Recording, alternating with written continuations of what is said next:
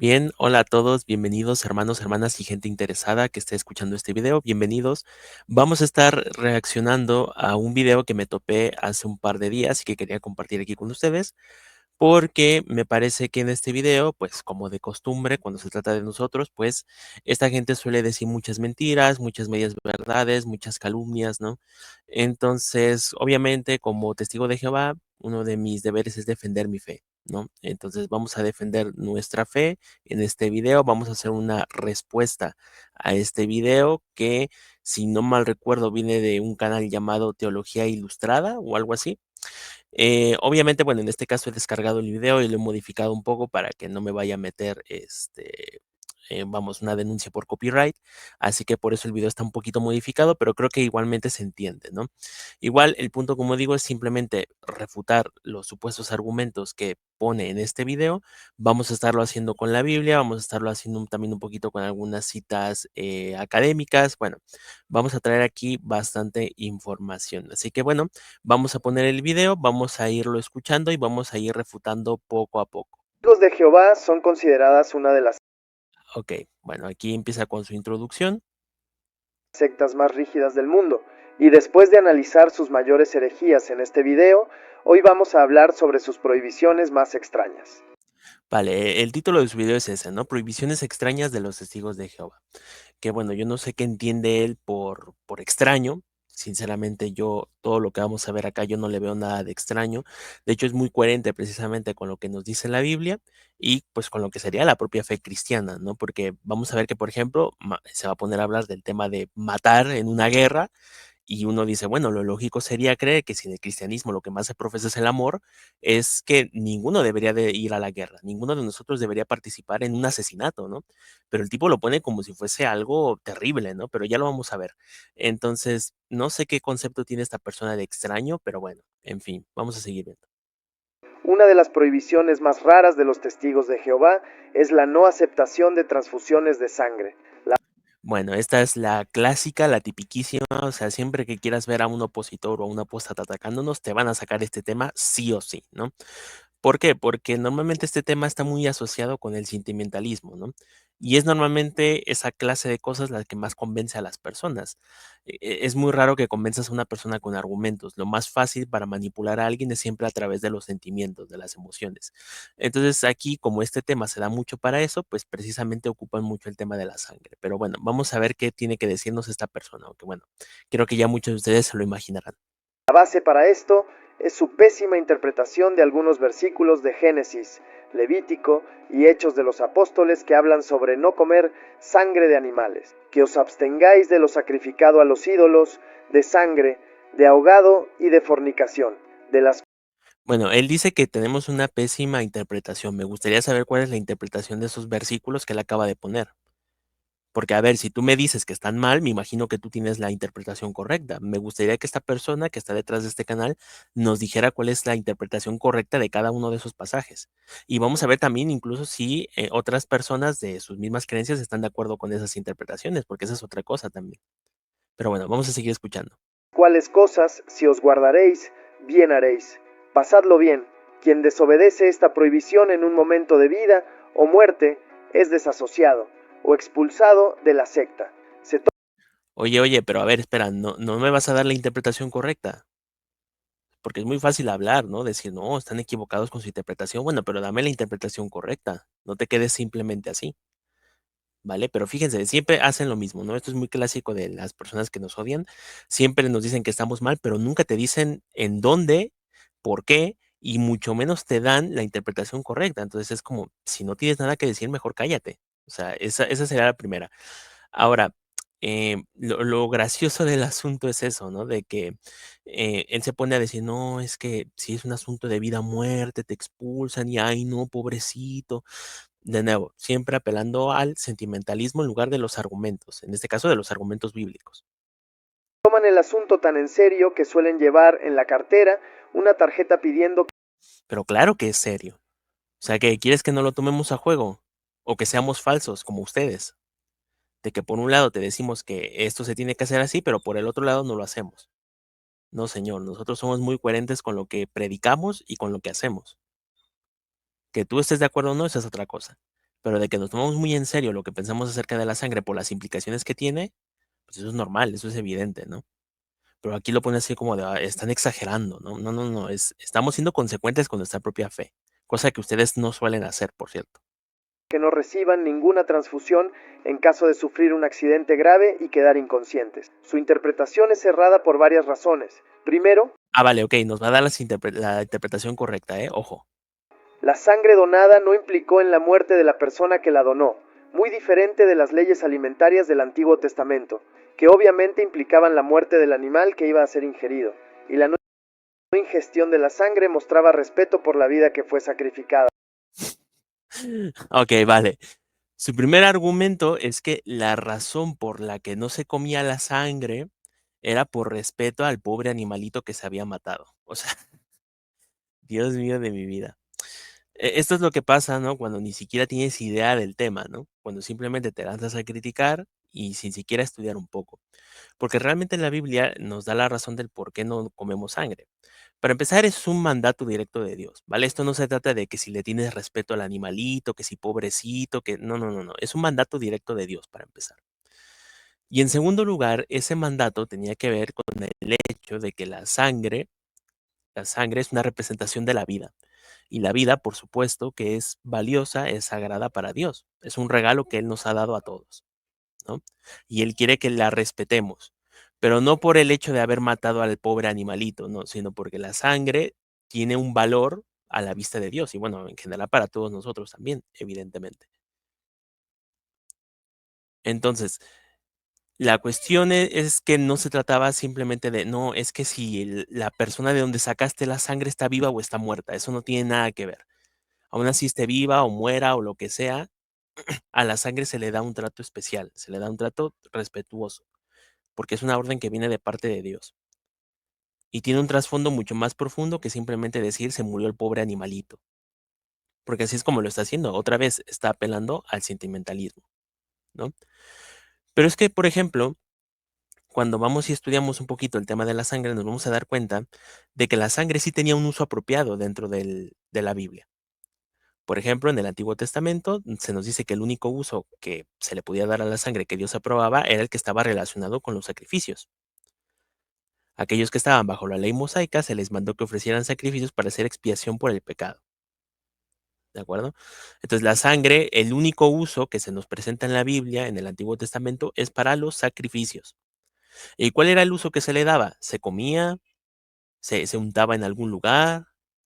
¿Se metía por las venas? No, fíjense lo que se hacía con la sangre, ¿no? El que la sangre tuviera que derramarse al pie o base del altar y ponerse sobre los cuernos del mismo ilustra el poder legal que tenía la vista de Dios, pues él la aceptaba para fines expiatorios. O sea, la sangre tenía un uso expiatorio nada más. Y cuando se efectuaba el sacrificio, ésta se derramaba, se dejaba caer al suelo, básicamente. Y lo mismo pasaba cuando, por ejemplo, matabas a un animal para comer. Tenías que desangrarlo y hacer que esa sangre cayera al suelo y luego medio enterrarla un poco. Entonces, cuando nosotros leemos en la Biblia, vemos que el único uso que se le da a la sangre, un uso apropiado claramente, es en los sacrificios que se le hacían a Dios. Nada más. E incluso cuando se usaba para eso, se derramaba, igual que se derramaba cuando comías a un animal. Es decir, esa no se guardaba, no se almacenaba, no se untaba, no se utilizaba para remedios médicos, porque esa es otra cosa. Esta gente pocas veces te dice que en aquella época en las diversas culturas de alrededor, ya existían remedios clínicos, ¿no? Bueno, clínicos no, serían más bien médicos, ¿no? Remedios médicos que utilizaban supuestamente para sanar a las personas que involucraban sangre. Se la untaban, se la comían, la mezclaban con otras cosas. O sea, totalmente que había culturas que la utilizaban precisamente para sanación, supuestamente. Es decir, con un pretexto médico, que es lo mismo que hacen hoy en día con las transfusiones de sangre. Te lo venden como un tratamiento médico. Bueno, lo normal sería pensar que entonces Dios no tendría ningún problema con que los israelitas dijeran, oye, ¿y qué tal si la almacenamos y la guardamos y la intentamos utilizar de alguna forma como remedio médico?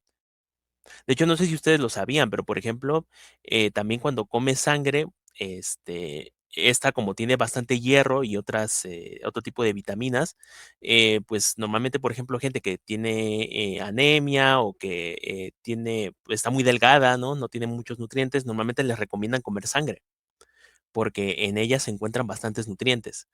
Entonces, si todo valiera con tal de decir, no, es que es un remedio médico, pues Dios les hubiera dejado utilizarla.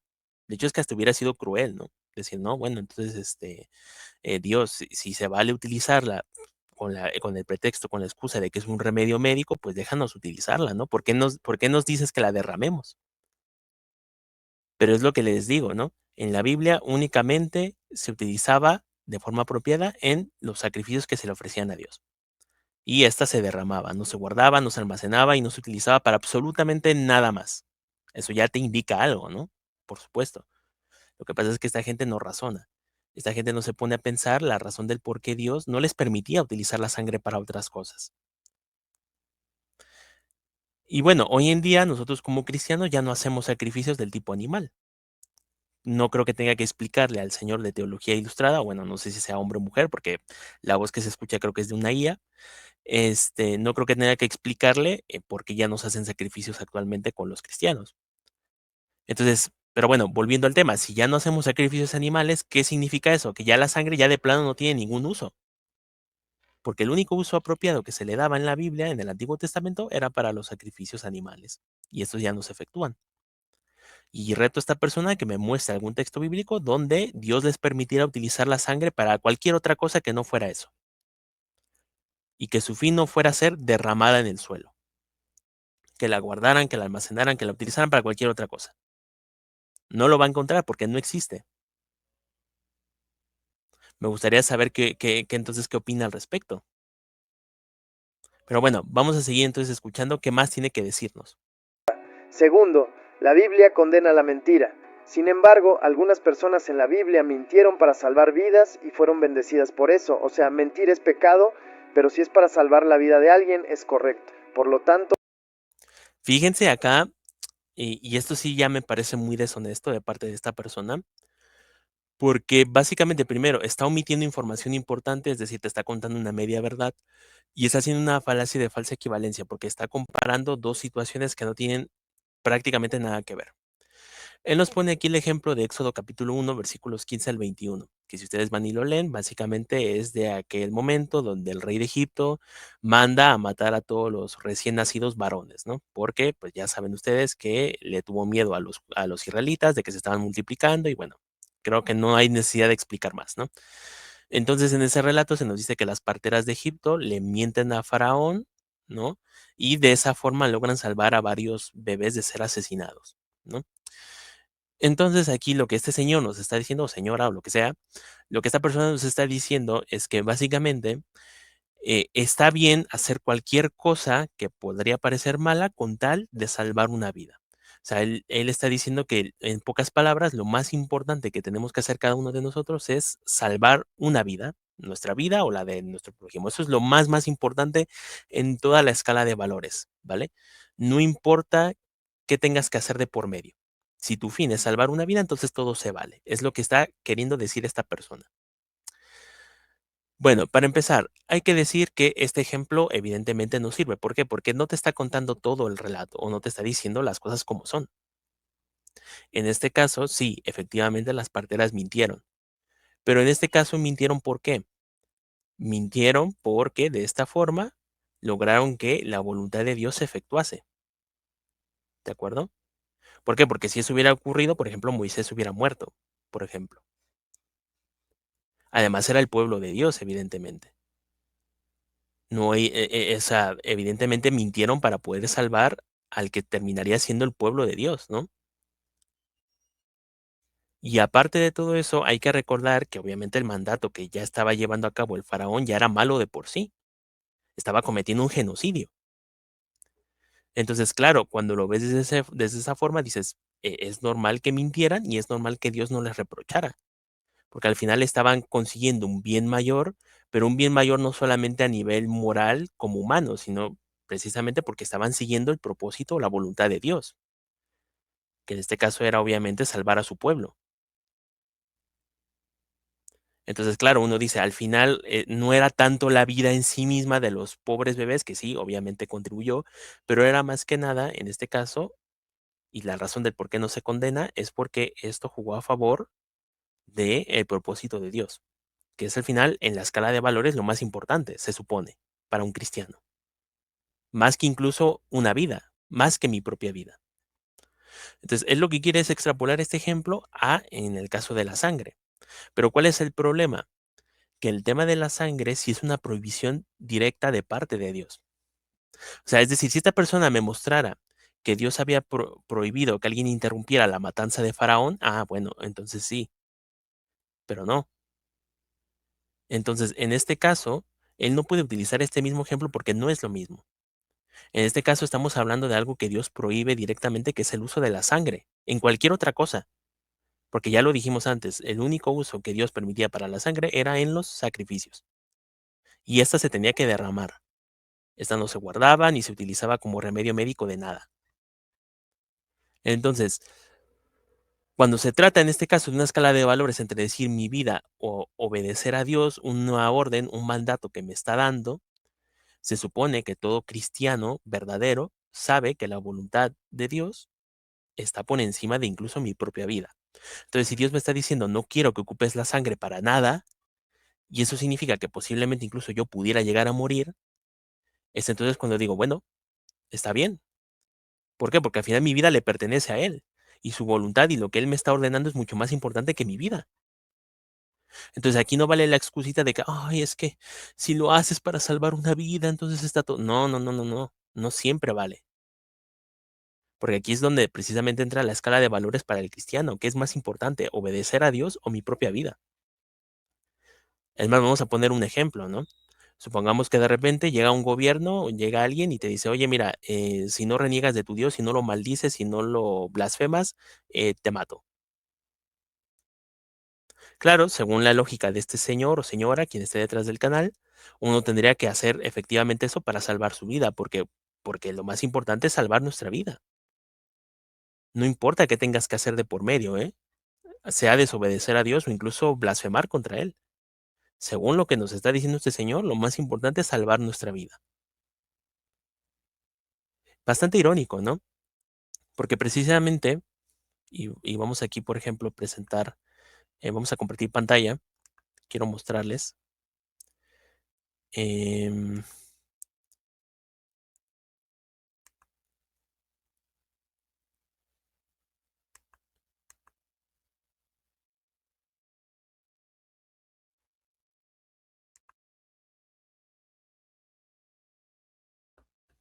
mm,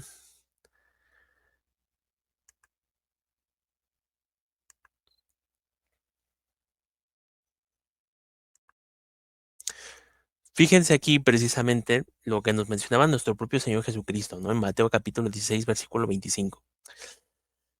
Porque el que quiera salvar su vida la perderá, pero el que pierda su vida por causa de mí, creo que en otras partes dice precisamente el Evangelio o la verdad, la encontrará.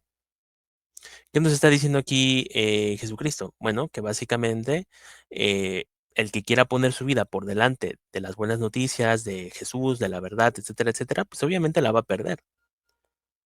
¿Por qué? Porque estás yendo en contra, obviamente, de lo que es la verdad. Pero entonces nos dice, el que pierda su vida por causa de mí, por ejemplo, como en el caso de que le estaba poniendo ahorita, ¿no? De que alguien llega y te dice, maldice a Dios o te mato, o en este caso de la sangre, ¿no? Ponte sangre o te mueres.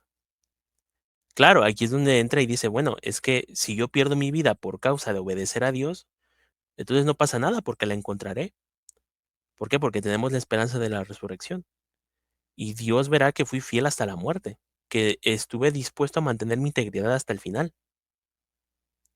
Pero, ¿qué es lo que pasa? Que pues esta gente, como el dueño de ese canal, de ese video, hacen lo que precisamente Satanás dijo aquí en Job capítulo 2 versículo 4, donde dice, Satanás le respondió a Jehová, piel por piel, el hombre dará todo lo que tiene por salvar su vida.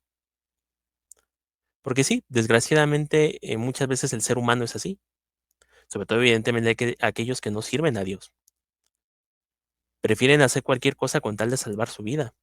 Incluso en este caso, blasfemar contra Dios o desobedecerle directamente. Así que este versículo calza muy bien con esta clase de personas, ¿no? Que quieren irse por el sentimentalismo en lugar de lo que realmente importa. ¿Estás siendo fiel a Dios? ¿Estás obedeciéndole? ¿A quién estás poniendo en primer lugar en tu vida? Entonces, solamente para que se den cuenta cómo son estas personas. Básicamente es esto lo que esta persona nos está diciendo, la del video.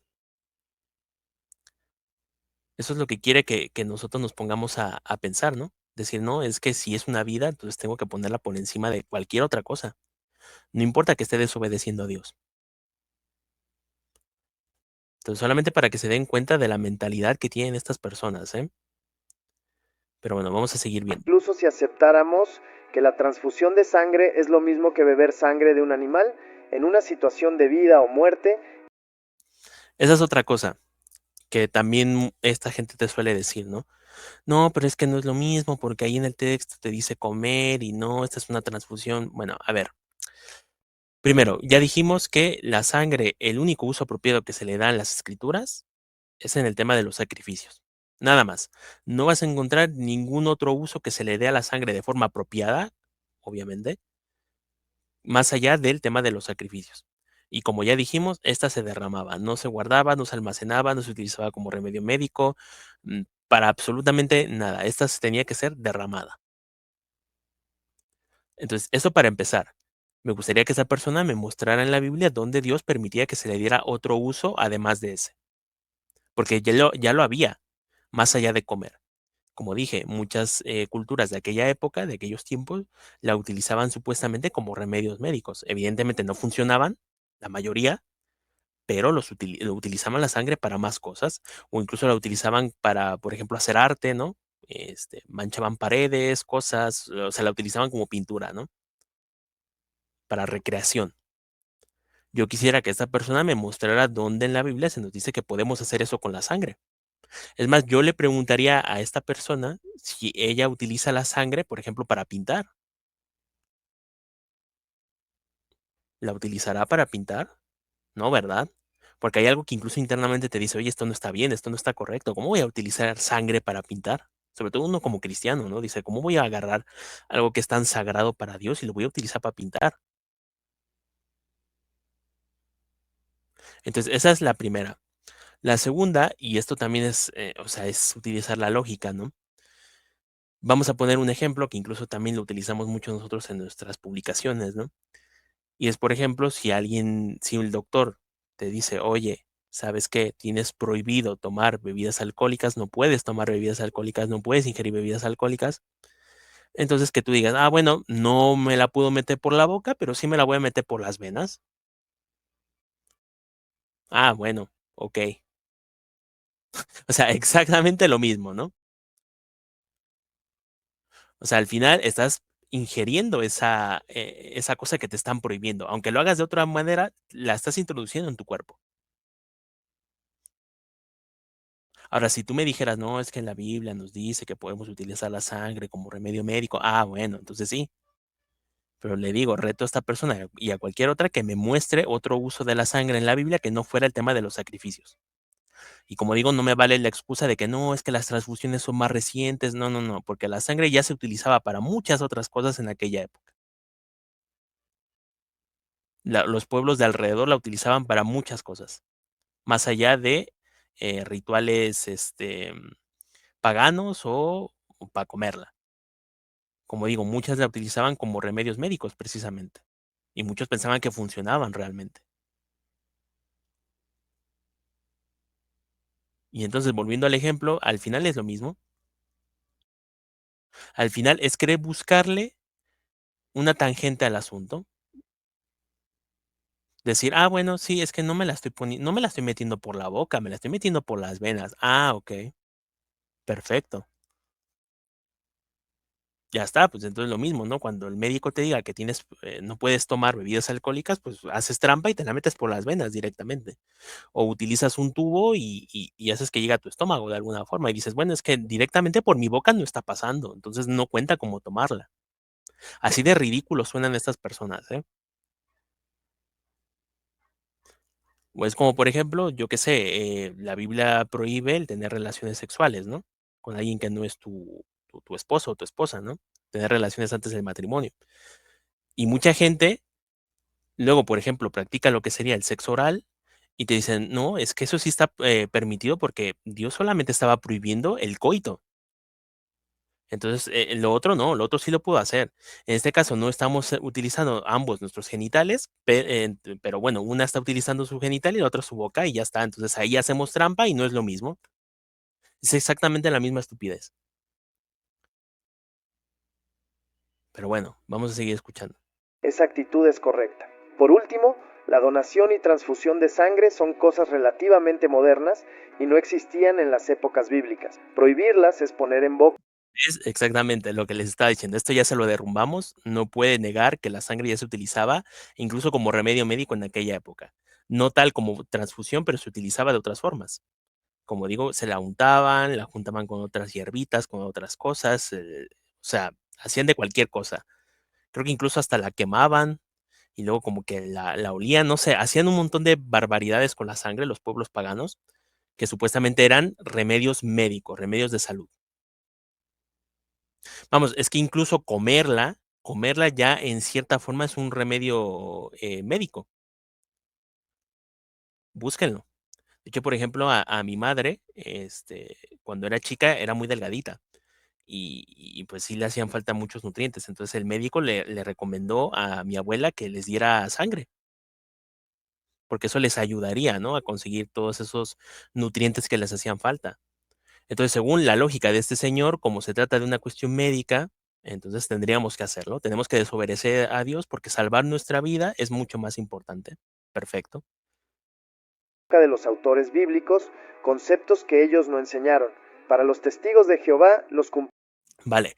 Y ya por último, para cerrar con el tema de la sangre, aquí él nos dice que no podemos imponerle ese pensamiento a los escritores de la Biblia, porque en aquella época, como no existían las transfusiones, pues cuando escribieron las prohibiciones de la sangre y ellos no estaban pensando en eso, entonces las transfusiones están permitidas.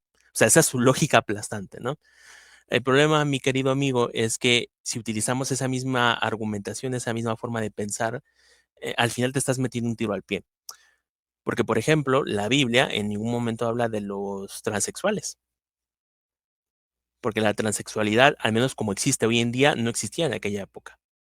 Hoy en día existen las cirugías de asignación de género, bueno, reasignación, ¿no? Le llaman, las hormonas, y bueno, un montón de procedimientos que pueden hacer para supuestamente, entre comillas, cambiar de género, cosas que en ese tiempo obviamente no existían. Entonces, ¿qué pasó, amigo? ¿Vamos a aceptar a los transexuales en la iglesia, en la congregación? Porque claro, si vamos a utilizar esa misma forma de pensar, como en la mente de los escritores bíblicos de aquella época no existía la transexualidad, por lo tanto no se podían estar refiriendo a ella, entonces está permitida la transexualidad. Y esto lo podemos aplicar para muchas cosas. Por ejemplo, normalmente en la Biblia, cuando se prohíbe el tema de las bebidas alcohólicas, normalmente los escritores estaban pensando en el vino. Ellos no andaban pensando, por ejemplo, en un whisky. Entonces, que me puedo emborrachar con un whisky, si está permitido que me emborrache con eso. Porque por la mente de los escritores no pasaba el whisky, ¿eh? Ojo. O, por ejemplo, la mayoría de denominaciones cristianas consideran que obviamente fumar, o sea, está bastante mal. Pero claro, en aquella época no existían los vapeadores, y hoy sí. Entonces, como en la mente del autor no estaba pasando los vapeadores, entonces está bien vapear. O sea, fíjense la forma tan ridícula y estúpida de pensar de estas personas. Y eso es lo malo, que con tal de atacarnos, son capaces de pegarse un tiro al pie, porque aquí esto le afecta a él también. O sea, si utilizamos esta forma de razonar que él nos quiere achacar a nosotros, es que él también sale perdiendo. Y ese es el problema de no ponerte a pensar en las tonterías que estás diciendo. Pero claro, como su único objetivo es atacarnos, es envenenar el pozo, pues le vale cualquier cosa y ya está. Pero entonces ya lo saben, ¿eh? O sea, siempre que ustedes se pongan a pensar si algo está bien o está mal en nuestra época actual, pónganse a pensar si los escritores bíblicos estaban pensando en eso. Y si no lo estaban pensando porque no existía en aquella época, entonces está permitido. Ya está. Te cargaste el cristianismo, le estás dando la razón a toda esa gente que nos critica, ¿no? la gente de afuera, los ateos, los homosexuales, los de la comunidad LGBT. Ya está, te acabas de pegar un tiro a ti mismo, felicidades. Cumpleaños tienen origen pagano. Según ellos, en la Biblia las dos situaciones en las que se habla de cumpleaños, alguien termina siendo muerto. En Génesis 40:20 a 22 se habla de... A ver, espera un momento, ¿dijo según? Déjalo retroceder un poquito. Para los testigos de Jehová, los cumpleaños tienen origen pagano. Según ellos, en la Biblia las dos situaciones en las que se habla de cumpleaños... Según ellos, dice. ¿Cómo que según nosotros? O sea, ahora me estás negando que en la Biblia, cuando se habla de los cumpleaños, se habla de ocasiones en las que hubo muertes de personas. ¿En serio me está diciendo esta payasada? Si es que hasta con su propia Biblia se lo puedo demostrar, que efectivamente esos hechos ocurrieron, están ahí en la Biblia, no nos lo estamos inventando nosotros. Dice que según nosotros.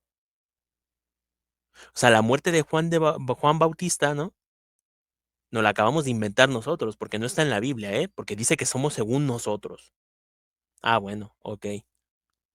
Años, alguien termina siendo muerto. En Génesis 40:20 a 22 se habla del faraón concediendo un banquete de cumpleaños para sus siervos después de que el jefe de los coperos y el jefe de los panaderos fueran liberados de la prisión y sus predicciones se concretaran. En Mateo 14:6 a 10 se menciona el cumpleaños del rey Herodes, durante el cual dio una fiesta que llevó a la decapitación de Juan el Bautista.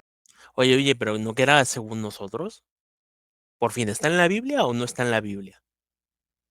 Porque él lo dijo, según nosotros. O sea, como si nosotros nos estuviéramos inventando que cuando en la Biblia se nos relatan estos cumpleaños, ocurrió un asesinato, que según eso es según nosotros, nos lo estamos inventando nosotros, según. Pero luego aquí viene y me lo muestra en la Biblia. Entonces, ¿qué pasó? ¿Si es de la Biblia o no es de la Biblia? Además, dicen que ni Jesús ni ningún otro personaje de la Biblia son descritos celebrando cumpleaños. Aquí ¿Y esto es una mentira? O a ver, que me lo muestre. Muéstrame el cumpleaños de un siervo de Dios en la Biblia. ¿No lo tienes? su error es ignorar que la Biblia no contiene ninguna orden directa que prohíba los cumpleaños. No es Ya está. Otra vez volvemos a lo mismo. Si solamente se trata de prohibiciones directas, es que entonces muchas de las cosas que se hacen actualmente entonces están permitidas. Otra vez, puedo entonces meterme a vapear a tu iglesia, porque en la Biblia no hay ningún versículo que me diga que yo no puedo vapear, y mucho menos dentro de la iglesia. Entonces, que lo puedo hacer, está permitido. Es que fíjate la forma tan tonta que tienen de razonar. Es que es impresionante. Con tal de atacarnos son capaces de hacer cualquier cosa, de vender su alma al diablo. En este caso, pegarse un tiro al pie. Porque si solamente tuviéramos que rechazar lo que la Biblia nos habla directamente, explícitamente, hermano, la Biblia ya se hubiera quedado desfasadísima, sobre todo en estos tiempos, porque hay muchas cosas que existen hoy que no existían en aquella época y por lo tanto no se podían prohibir explícitamente. Entonces ya está, ya está. Lo mismo igual, ¿no? Como la Biblia en ningún lugar me prohíbe que tenga sexo oral con alguien que no sea mi esposa, pues entonces lo puedo hacer y ya está. O como en ningún lugar en la Biblia se me prohíbe explícita y directamente que no puedo emborracharme con whisky, pues me voy a emborrachar con un whisky. ¿Cuál es el problema? Pero es lo que les digo, esta gente ni siquiera se para un momento a pensar en las estupideces que está diciendo. buena idea crear reglas basadas en visiones propias de narrativas bíblicas, si no existen otros textos que hablen claramente del asunto. Además, ¿Sabes cuál es el problema? Que esta gente no sabe lo que son los principios bíblicos. Esta gente no sabe que la razón principal por la que Dios nos dio la Biblia es para que también entendamos cómo piensa Él, cómo ve los asuntos Él. Entonces, la Biblia no necesita hacer una lista interminable explícita de cosas que podemos o no podemos hacer, porque básicamente la Biblia está llena de principios bíblicos que nos ayudan a entender en diferentes situaciones que no estén directamente en la Biblia, qué tenemos que hacer y qué no debemos hacer. Pero como esta gente no tiene ni idea, ¿no? Es más, ni les preguntas cuál es el mensaje principal de la Biblia y no tienen ni idea, ¿no? Como ellas no estudian la Biblia, como no la entienden, como no la comprenden, Se piensan que obligatoriamente tenemos que tener un versículo bíblico que nos diga explícitamente puedes hacer esto o no puedes hacer esto. Cuando precisamente la Biblia está hecha de forma tan maravillosa que incluso en situaciones donde no nos dice directamente qué hacer, podemos saber cuál es la mejor opción teniendo en cuenta la forma de pensar y de ser de Jehová y de Jesucristo, por supuesto. Pero no, él quiere un versículo explícito y directo que nos diga si se puede o no se puede hacer ciertas cosas, ¿no? O sea, a él no le basta el hecho de que, por ejemplo, las poquísimas veces que se mencionan cumpleaños en la Biblia, a él no le basta con que en esas ocasiones siempre sea paganos, es decir, nunca va a encontrar el ejemplo de un cristiano o de un siervo de Dios de la antigüedad haciendo un cumpleaños, que en esas veces, en esas pocas veces que se menciona, siempre termina mal, y que pues se habla de una forma muy negativa de los cumpleaños, precisamente. Es que de hecho, hasta por ejemplo, precisamente en Eclesiastés, ¿no? Si no mal recuerdo, se nos dice precisamente eso, ¿no? Que el día de la muerte es mejor que el día del nacimiento y al final el cumpleaños es celebrar el nacimiento de una persona. Constantemente la Biblia ve con malos ojos el que nosotros nos autoexaltemos, porque al final eso es un cumpleaños. Es exaltar a la persona que está cumpliendo años. De hecho, en aquella época era todavía más porque incluso se les permitía hacer barbaridades como esas. Permitían que el cumpleañero hiciera lo que le daba la gana con la excusa de que era su cumpleaños. Entonces era toda una oda al egocentrismo, a la egolatría. Y lo sigue siendo actualmente, porque al final ese es el objetivo. Y constantemente la Biblia nos está diciendo que no nos exaltemos a nosotros mismos, que seamos humildes, que no busquemos atención para nosotros, pero no, esta persona, todo eso no le es suficiente, él lo que espera es un versículo claro que le diga, no puedes celebrar cumpleaños. Ah, bueno, ok, ya está, entonces se acabó. Entonces prácticamente todo lo que se hace hoy en día está permitido, porque ya no vale utilizar el razonamiento bíblico, ya no vale utilizar los principios bíblicos. Y claro, este señor yo creo que tendrá 3 años, ¿no? Espera que la Biblia le explique todo con peras y manzanas, ¿no?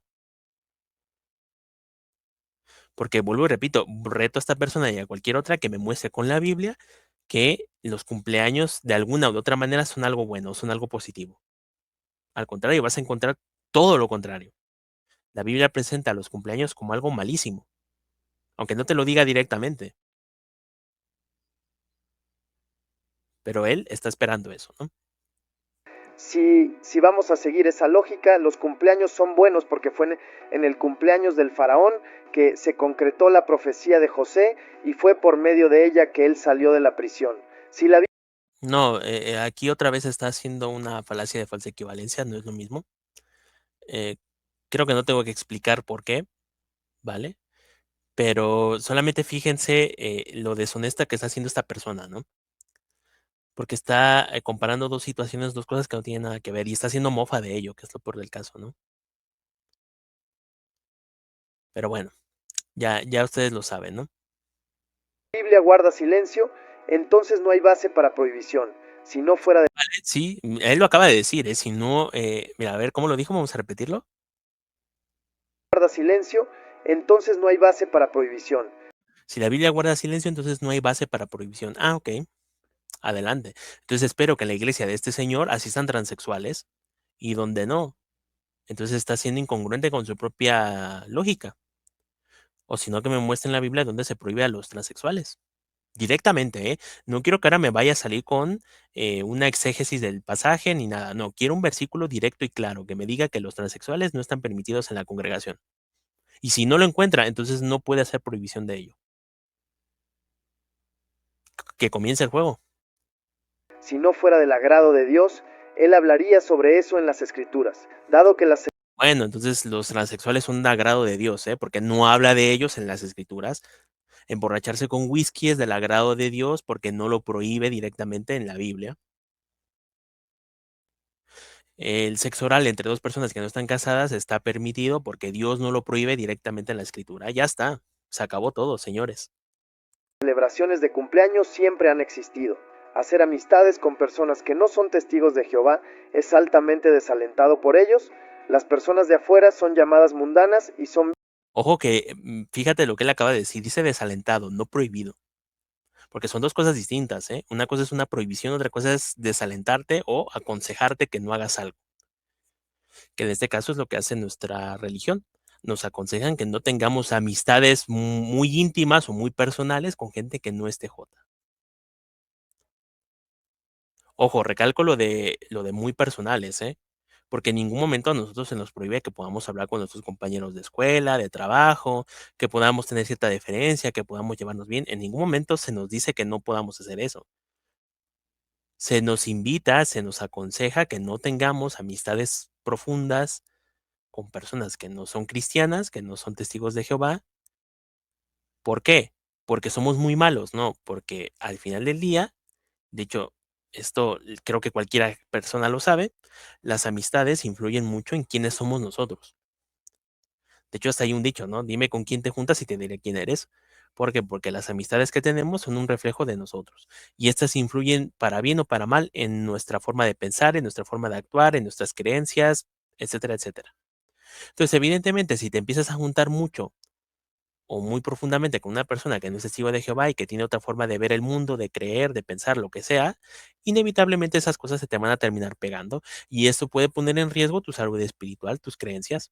Puede llevarte incluso a cometer algún pecado grave o incluso hasta renegar de tu fe. Pero bueno, esta persona lo pone así como, ay, no, pobrecitos, los obligan a no tener, como, es que aparte como si lo necesitáramos.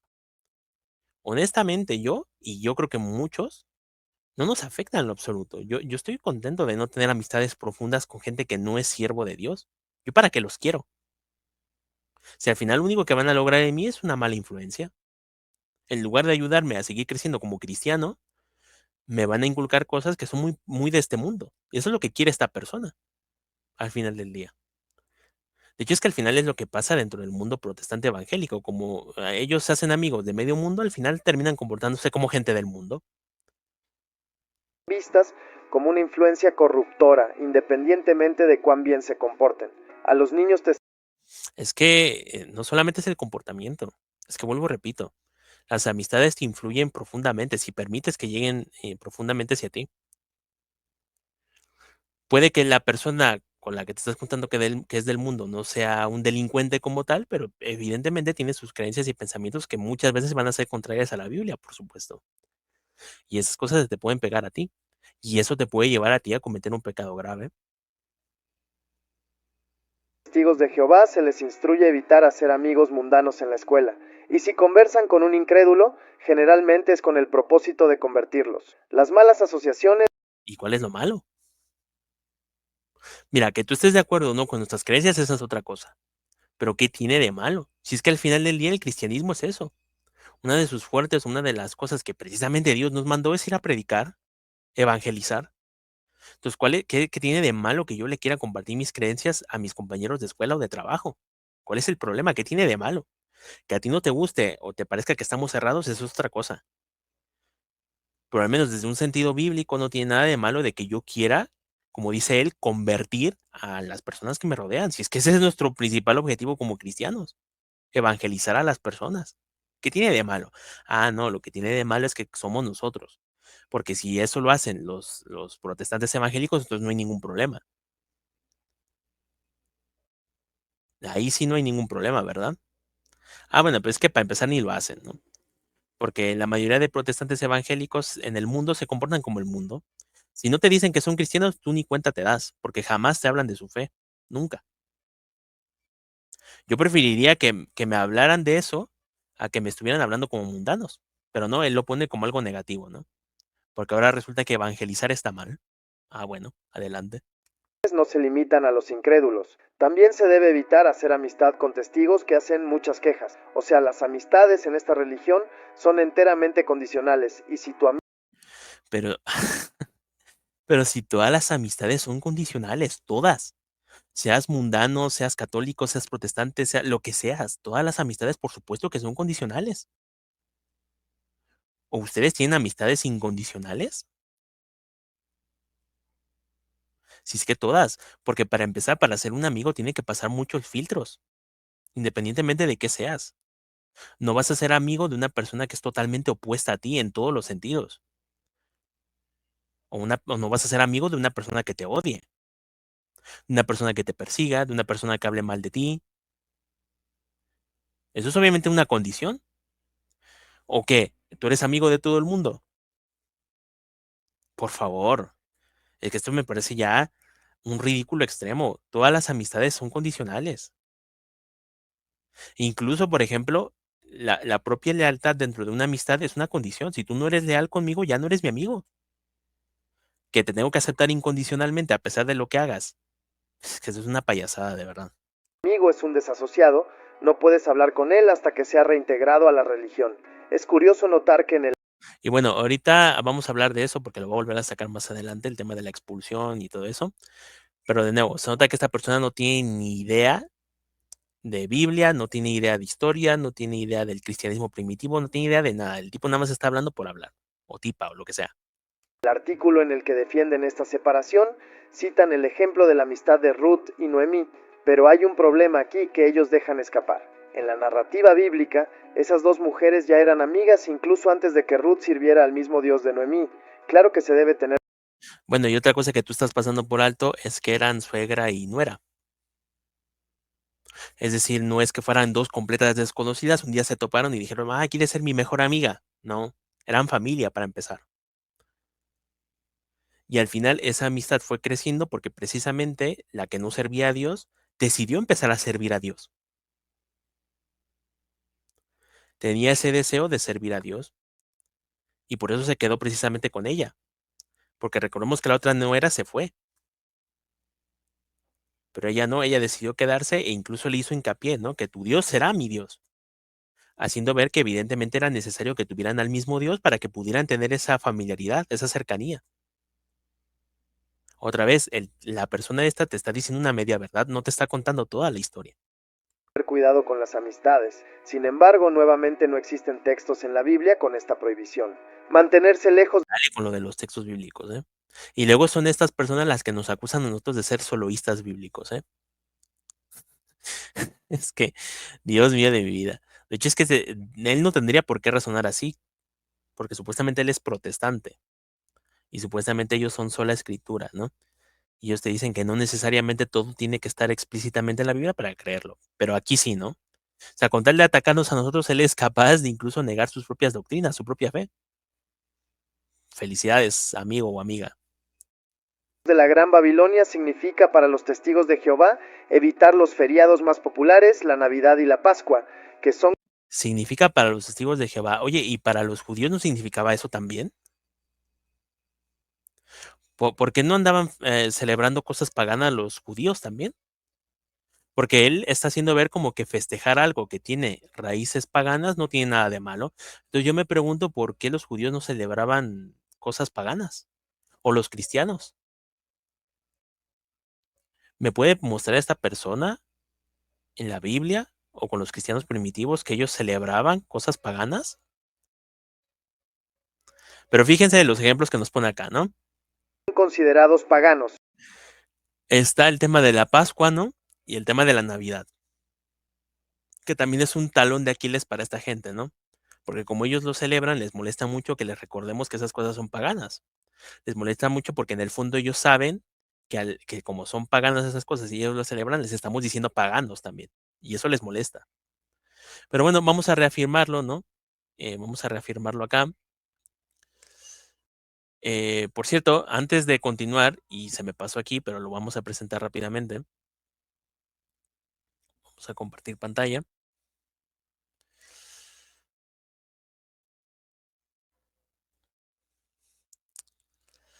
Sí se está viendo, ¿verdad? Sí. Por ejemplo, con respecto al tema de los cumpleaños, ¿no? Para que diga que no nos lo estamos inventando nosotros, ¿no? Por ejemplo, aquí tenemos precisamente la postura de los judíos en de la antigüedad. Dice así, queda claro entonces que la celebración de los cumpleaños no se origina ni en las escrituras hebreas ni en las griegas. Por otra parte, la enciclopedia de McClintock y Strong, bueno, no sé si se pronuncia así, lo siento, volumen 1, página 817 de 1882, dice que los judíos consideraban las celebraciones de cumpleaños como parte de la adoración idolátrica. probablemente debido a los ritos idolátricos que se observaban en ellas en honor del que era tenido por Dios patrón del día en que nacía el homenajeado. De hecho, al día de hoy todavía ocurre eso. Si ustedes se fijan luego en los calendarios, viene ahí San no sé qué de no sé cuánto. Lo que pasa es que hoy en día se ha suplantado a los dioses paganos por santos católicos, ¿no? Pero al final del día es la misma basura. Entonces, bueno, queda claro que los judíos no lo hacían. Bajo la ley, la mujer tenía que presentar una ofrenda cada vez que daba a luz, lo que era un claro recordatorio de que los padres transmiten el pecado a sus hijos. Esto ayudó a los israelitas a ver con equilibrio el nacimiento y probablemente no adoptar costumbres paganas sobre este particular, porque claro, un cumpleaños, ¿qué es? La celebración del nacimiento de alguien. Entonces, claro, la Biblia aquí nos presenta un modo más equilibrado de ver el nacimiento. De hecho, hasta cierto punto podríamos decir que la Biblia lo presenta hasta cierto punto, entre comillas, como algo negativo. Por eso la mujer se tenía que presentar una ofrenda, como si hubiera cometido un pecado. No extraña que la obra The Imperial Bible Dictionary comente: los hebreos de tiempos posteriores vieron la celebración del cumpleaños como parte de la adoración idólatra. O sea, los que festejan cumpleaños son idólatras al final del día. Un punto de vista confirmado abundantemente por lo que observaron en las celebraciones que acompañaban a esos días. Pues sí, tal cual lo que les estamos diciendo. La Biblia nos dice que en esos días mataban gente, pues, ¿qué es lo que la Biblia nos está queriendo dar a entender? Que pues obviamente es algo malo, ¿no? Y los judíos lo entendían así. ¿Qué punto de vista tuvieron los cristianos primitivos y los judíos de tiempos bíblicos respecto a las celebraciones de cumpleaños? La noción de una fiesta de cumpleaños era muy ajena a las ideas de los cristianos de este periodo en general. La historia de la religión y la iglesia cristianas durante los primeros 3 siglos. Aquí está la fuente, por si alguien la quiere checar. Los hebreos de más tarde consideraban la celebración de cumpleaños como parte de la adoración idolátrica, un punto de vista que sería abundantemente confirmado por lo que veían de las costumbres comunes que estaban asociadas con estos días. Lo mismo que ya habíamos leído. Y más concretamente aquí con los cristianos, ¿no? Porque saldrá con la tontería de que no, es que son los judíos y no sé qué. Bueno, vamos a ver. Por ejemplo, historia de las costumbres navideñas, la celebración del nacimiento de Jesús, que al final del día eso es la Navidad, es el festejo del cumpleaños de Jesús, supuestamente. Los primeros cristianos no celebraron el cumpleaños de Cristo porque consideraban estas festividades como reliquias de las prácticas paganas. Los primeros cristianos no celebraban los cumpleaños. Según una enciclopedia, los primeros cristianos consideraban que la celebración de cualquier cumpleaños era una costumbre pagana o propia de la religión falsa. The World Book Encyclopedia. La Biblia muestra que los apóstoles y otros a quienes Jesús enseñó cuando estuvo en la tierra establecieron un modelo que, bueno, los cristianos tenían que seguir. En los cumpleaños se honraba a dioses falsos, por eso los primeros cristianos consideraban estas fiestas reliquias de las prácticas paganas y no las celebraban, las cosas nuestras de cada día. Y así podemos seguir. De hecho, a ver, deja ver si la encuentro ahorita. Am,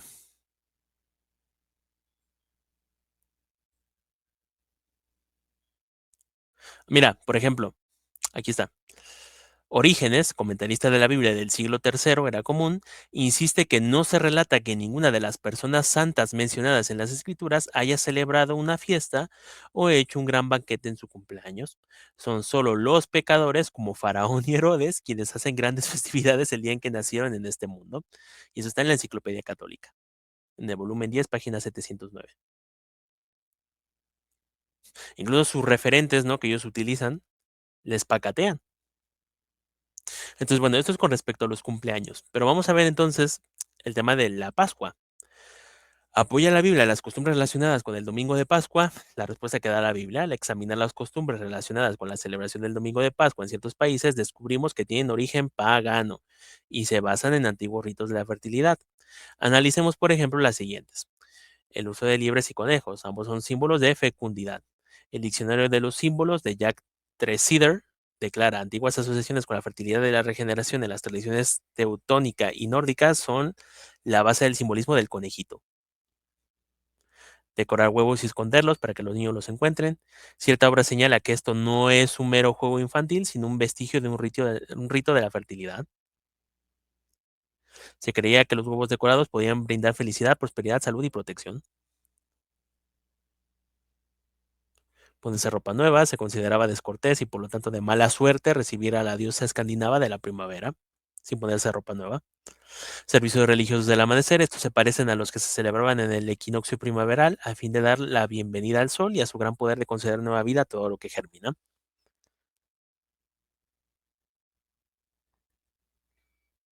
Por ejemplo, dice el nombre que recibe en algunos idiomas. En inglés el domingo de Pascua de Resurrección recibe el nombre de Easter.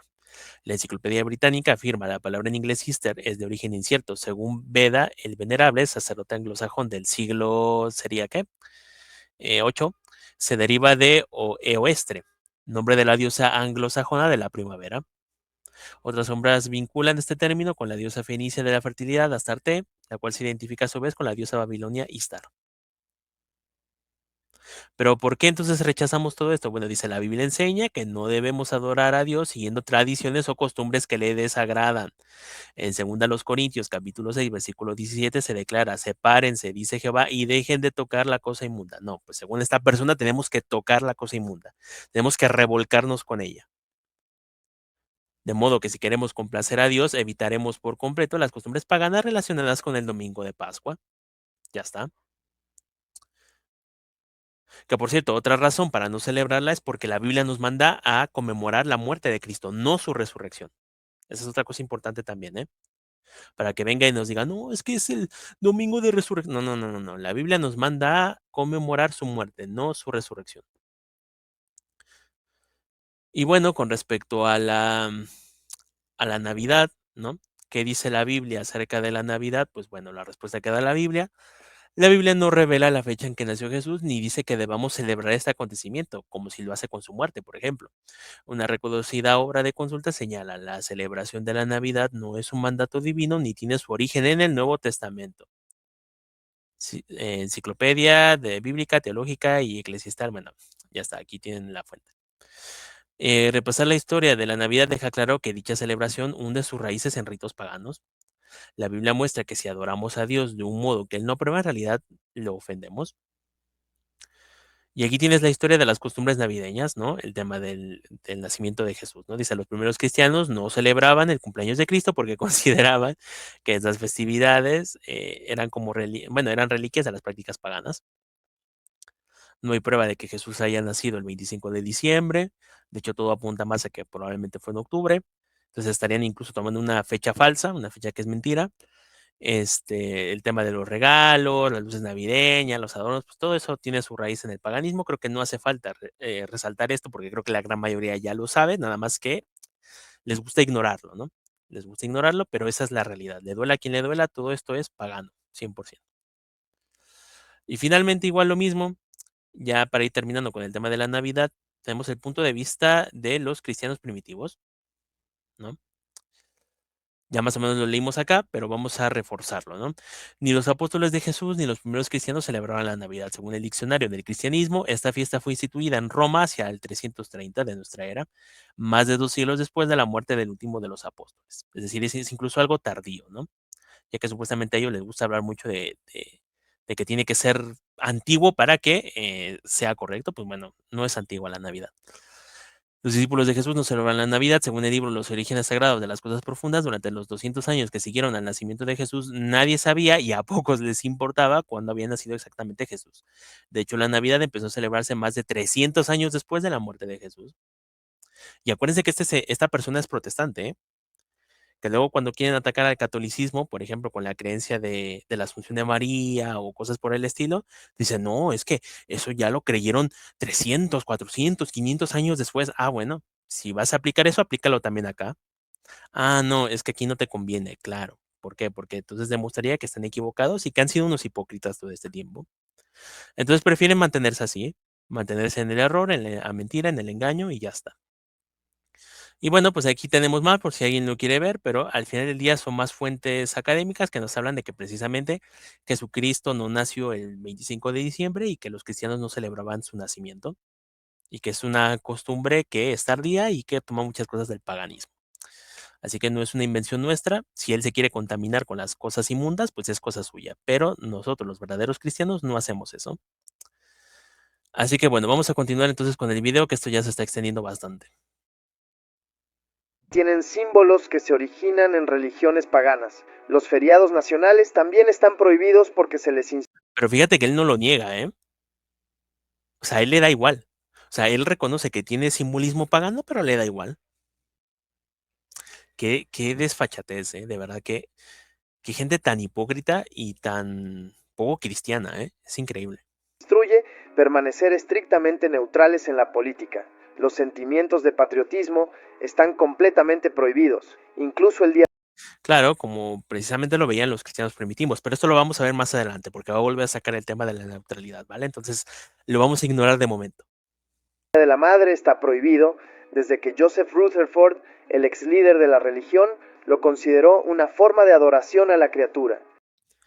Esto más o menos lo intenté investigar un poco, la verdad no profundicé mucho en ello, pero esto que él está diciendo no lo encontré. Yo encontré más que la razón, como siempre, del que rechacemos esta clase de celebraciones es que tienen su origen con cosas paganas y el Día de la Madre no es la excepción. Tiene que ver con una diosa madre y bueno, lo típico, ¿no? Entonces preferimos no celebrarlo, ya está. Pero no, él lo está haciendo ver como que no, es que nuestro gran líder Rutherford, no, no, es que lo haya prohibido él o no. Ciertamente el Día de las Madres tiene su origen en el paganismo y muchas cosas que se siguen haciendo hoy en día tienen que ver con el paganismo. Y ya de por sí, vuelvo y repito, el Día de la Madre, al final del día es como si fuese un tipo de cumpleaños.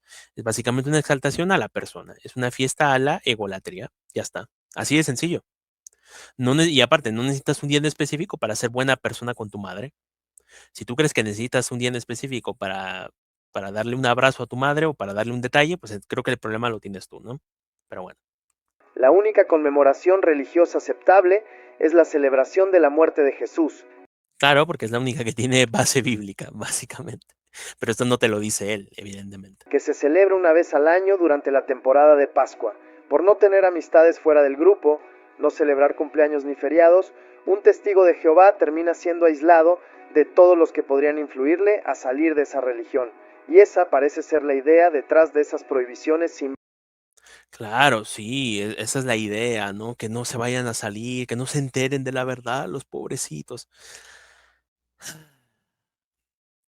Y es que encima estamos hablando del año 2025. Es que incluso si le concediéramos que fuera cierto la payasada que está diciendo acá, es que ya ni siquiera lo necesitas. Es que hasta metiéndote a internet, es tan fácil hacer un par de clics y ya. Investigas el origen de la Navidad, los cumpleaños, la Pascua, todo lo que se te ocurra, lo puedes buscar, está a un clic. Puedes investigar si los cristianos primitivos lo celebraban o no. Ni siquiera tienes que recurrir a nuestras fuentes. Yo lo estoy haciendo porque me es más cómodo. Pero incluso si tú te quieres poner a leer los libros que se citan ahí en nuestra página de internet, lo puedes hacer, lo puedes buscar. O sea, aquí nadie te está engañando. Tú eres libre de ir y buscarlo. Incluso se me está pasando un montón de información más. Pero él lo quiere hacer ver como, ay, no, es que te están ocultando información, te quieren mantener cautivo para que no te enteres. Es que hasta todos tenemos un teléfono, una computadora, podemos meternos al internet e investigar. Es que de verdad, esta gente, Dios mío de mi vida, las tonterías que tiene que decir con tal de atacarnos, ¿eh? Base bíblica, callar para cada miembro las advertencias de otras personas y las dudas que puedan surgir de ello. Las testigos de Jehová son pacifistas, rechazan servir en las fuerzas. Y llegamos a esta parte, ¿no? Que a mí personalmente me parece nauseabunda porque el tipo empieza a hacer mofa de cosas que nada que ver y encima hace ver esto como un punto negativo. O sea, el que nosotros seamos pacíficos, ¿no? El hecho de que nosotros nos neguemos a llevar armas de fuego, el que no participemos en guerras, es decir, el que no vayamos a matar a gente, ¿no? Inocente, él lo hace ver como si fuese algo negativo. Fíjense ahorita, ¿eh? Armadas o ir a la guerra.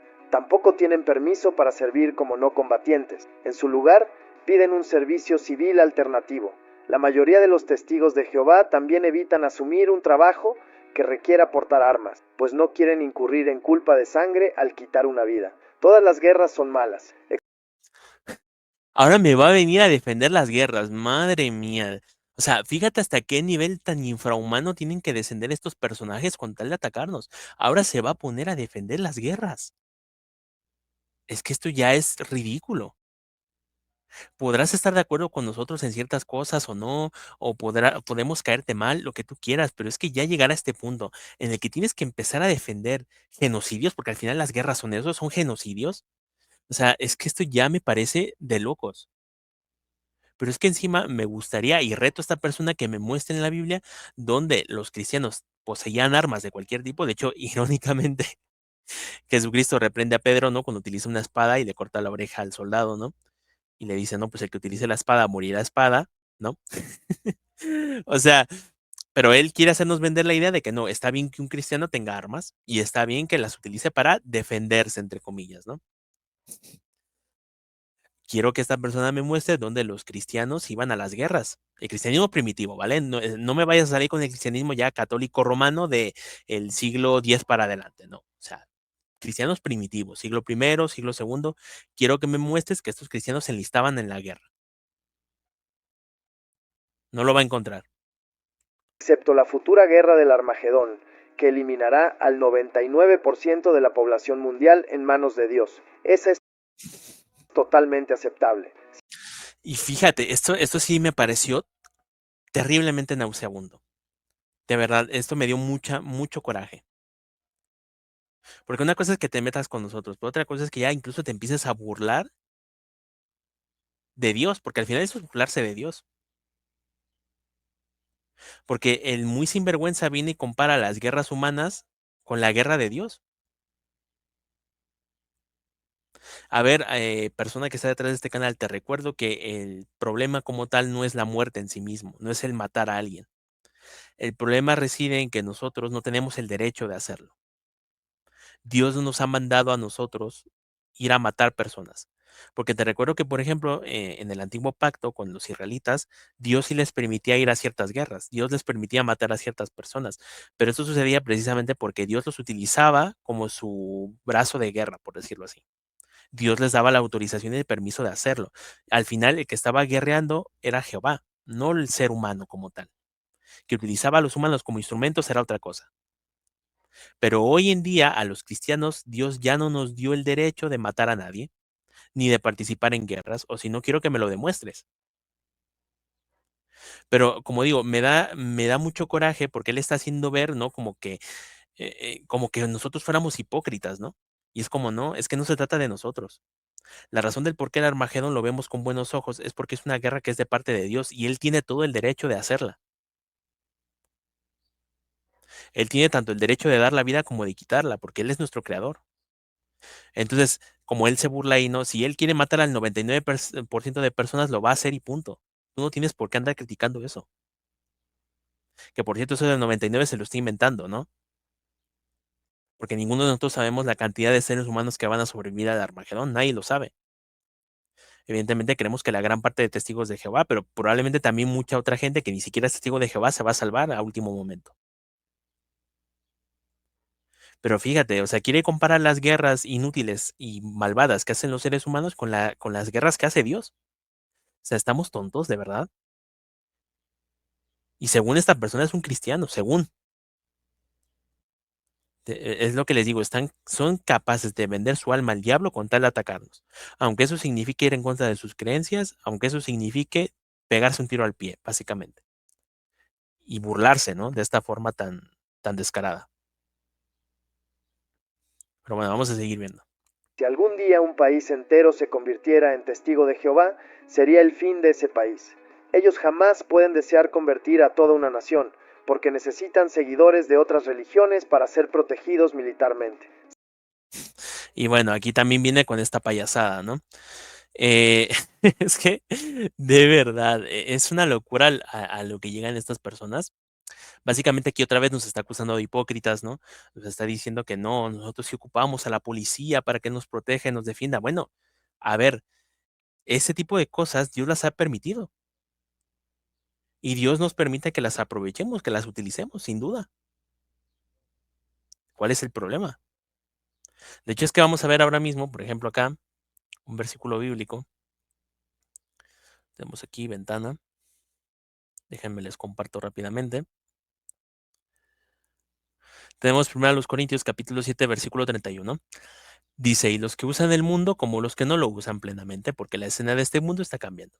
Y aquí nos dice, los que usan al mundo como los que no lo usan plenamente. Es decir, puedes ocupar el mundo, pero no necesitas hacerlo plenamente, ¿vale? Y tenemos aquí, por ejemplo, esta nota de estudio que nos dice, espérame, ya la perdí, aquí está. Usan el mundo. En muchos versículos, el término griego que se traduce como mundo, cosmos, se refiere principalmente a la humanidad. Sin embargo, en este contexto, el mundo tiene un sentido más amplio y se refiere a la estructura que rodea la vida humana e influye en ella, es decir, el sistema mundial en el que viven los seres humanos y en el que funciona la sociedad. Incluye cosas relacionadas con el sistema económico, como pueden ser la vivienda, la comida o la ropa. Los cristianos usan el mundo, por ejemplo, para mantenerse materialmente, materialmente ellos y sus familias. Aún así, evitan usarlo plenamente. En otras palabras, no dejan que se convierta en la prioridad absoluta de sus vidas. ¿Está mal utilizar el mundo, los beneficios que nos puede dar el mundo como la protección? No, el problema es utilizarlo plenamente. En este caso, aquí el comentario bíblico está hablando de cuestión económica, ¿no? Pero esto se puede extrapolar al tema de la seguridad. El no utilizarlo plenamente sería que yo precisamente me enlistara en el ejército, en la policía, utilizara armas, porque eso ya no es parte de mi cristianismo. ¿Puedo utilizar el mundo relativamente? Claro que sí, pero no plenamente. Pero él sí, él nos está diciendo que lo utilicemos plenamente, ¿no? Y si no lo utilizamos plenamente, somos hipócritas. Entonces aquí Pablo estaba siendo hipócrita, porque ¿cómo vas a utilizar el mundo, pero solamente a medias, ¿no? Tienes que utilizarlo plenamente, Pablo. ¿Cómo se te ocurre decirlo? De verdad, esta gente es un chiste, ¿eh? Y luego ellos son, ¿no? Los que te dicen que son expertos en la Biblia y que no sé qué. Bueno, ahí lo tienes, ¿no? Y es que al final Dios siempre se ha valido de gente que no le sirve para ayudar a su pueblo. De hecho, es que tanto en el Antiguo como en el Nuevo Testamento se ve a las autoridades civiles, a las autoridades que no les sirven, ayudando a sus siervos en múltiples ocasiones, sin que ellos tengan que formar parte de esas autoridades. Por ejemplo, con Pablo, muchas veces los romanos lo defendieron y Pablo no era un soldado del ejército romano. Ahora vas a llamar a Pablo hipócrita. Bueno, sí, ya lo estaba haciendo, ¿no? De verdad, este tipo de personas me sorprende cada día. Vamos a seguir viendo qué más tonterías nos dice. Los testigos de Jehová permanezcan políticamente neutrales en todo, ya que ellos creen que el reino de Dios destruirá pronto todos los gobiernos. Participar en la política es visto como poner su confianza en los hombres en vez de en Dios. Eso significa que ¿Y no es así? Pregunto, ¿no es así? ¿No le estás entregando tu confianza a un gobernante humano cuando vas y votas? ¿No estás diciendo que esa persona gobierna bien? ¿No la estás apoyando? ¿No estás creyendo en que esa persona es la solución a todo lo que prometen en campaña, a todas las soluciones que dan, de que no, vamos a hacer este país lo mejor? ¿No es eso poner precisamente tu confianza, tu esperanza en esa persona? Pregunto, porque hasta donde yo sé ese es el objetivo, ¿no? Entonces, claro, si no lo hacemos es porque le estamos demostrando esa confianza a nuestro Dios, porque hay algo en la Biblia que se llama reino de Dios, y ese reino, tal y como dice Daniel, se va a instituir aquí en la tierra y va a desaparecer a todos los demás reinos. Entonces, nuestra lealtad está hacia ese reino y no a los que están acá, porque estos van a ser destruidos. O que ahora me lo niegue, a ver cómo le va a hacer. no pueden saludar la bandera, expresar sus opiniones políticas o votar. Los testigos tienen prohibido Claro, eso es neutralidad en este sistema. ¿Y qué tiene de malo? Para empezar, ¿qué tiene de malo? ¿Cuál es el problema en que yo no quiera votar? ¿Cuál es el problema en el que yo no quiera participar en ningún ámbito político? ¿Cuál es el problema en que yo no apoye a uno u a otro? ¿En qué le afecta a este señor o señora? En nada. Simplemente es cuestión de criticar. De hecho, es que incluso te hace un favor. Yo agradezco no tener que ir a votar y estar largas horas en una fila para votar por una persona que no va a hacer nada. Pero no, él lo hace ver como algo negativo. Ay, pobrecitos, no pueden ir a votar. Dios mío. Pero ahorita lo vamos a pacatear más, ¿eh? Esperen. protestar contra el gobierno. Irónicamente, Ah, bueno, espérense. Vamos a ver ahora sí lo de la neutralidad, porque ahorita va a decir también otra cosa que quiero refutarle, pero que es aparte. Vamos otra vez a compartir pantalla. Ventana. Ok. Vamos a ver aquí lo de la neutralidad, porque de nuevo lo vamos a paquetear incluso con los cristianos primitivos, ¿no? Para que vea que esto no es cosa que nos estamos inventando nosotros. Aquí lo tenemos. Observemos lo que dice sobre los primeros cristianos el libro On the Road to Civilization, Our World History. Dice, los cristianos rehusaban participar en ciertos deberes de los ciudadanos romanos. Consideraban que hacer el servicio militar constituiría una violación de su fe. Se negaban a ocupar puestos políticos y a adorar al emperador. Espérense, creo que aquí sí, sin que no me metí. Ajá. Por ejemplo, dice, los discípulos se mantuvieron totalmente neutrales en las disputas políticas y militares. En el año 66 era común, los judíos de Judea se rebelaron contra César y el ejército romano cercó Jerusalén con rapidez. ¿Qué hicieron los cristianos de la ciudad? Bueno, según si los cristianos de aquella época hubieran sido protestantes evangélicos, ellos también se hubieran unido a la revuelta, junto con los judíos. Pero no, ¿qué hicieron los verdaderos cristianos? Recordaron el consejo de Jesús de salir de ella. Aprovechando una retirada temporal de los ejércitos romanos, huyeron hacia la región montañosa de Pela, al otro lado del río Jordán. Su neutralidad es un ejemplo para los cristianos fieles de tiempos posteriores. Pero no, según esta persona está mal. Esos cristianos tenían que haberse quedado junto con los judíos ahí para pelear contra los romanos, para defender su ciudad. Es que es lo que les digo, esta gente ni siquiera la propia historia conoce, ni siquiera la Biblia.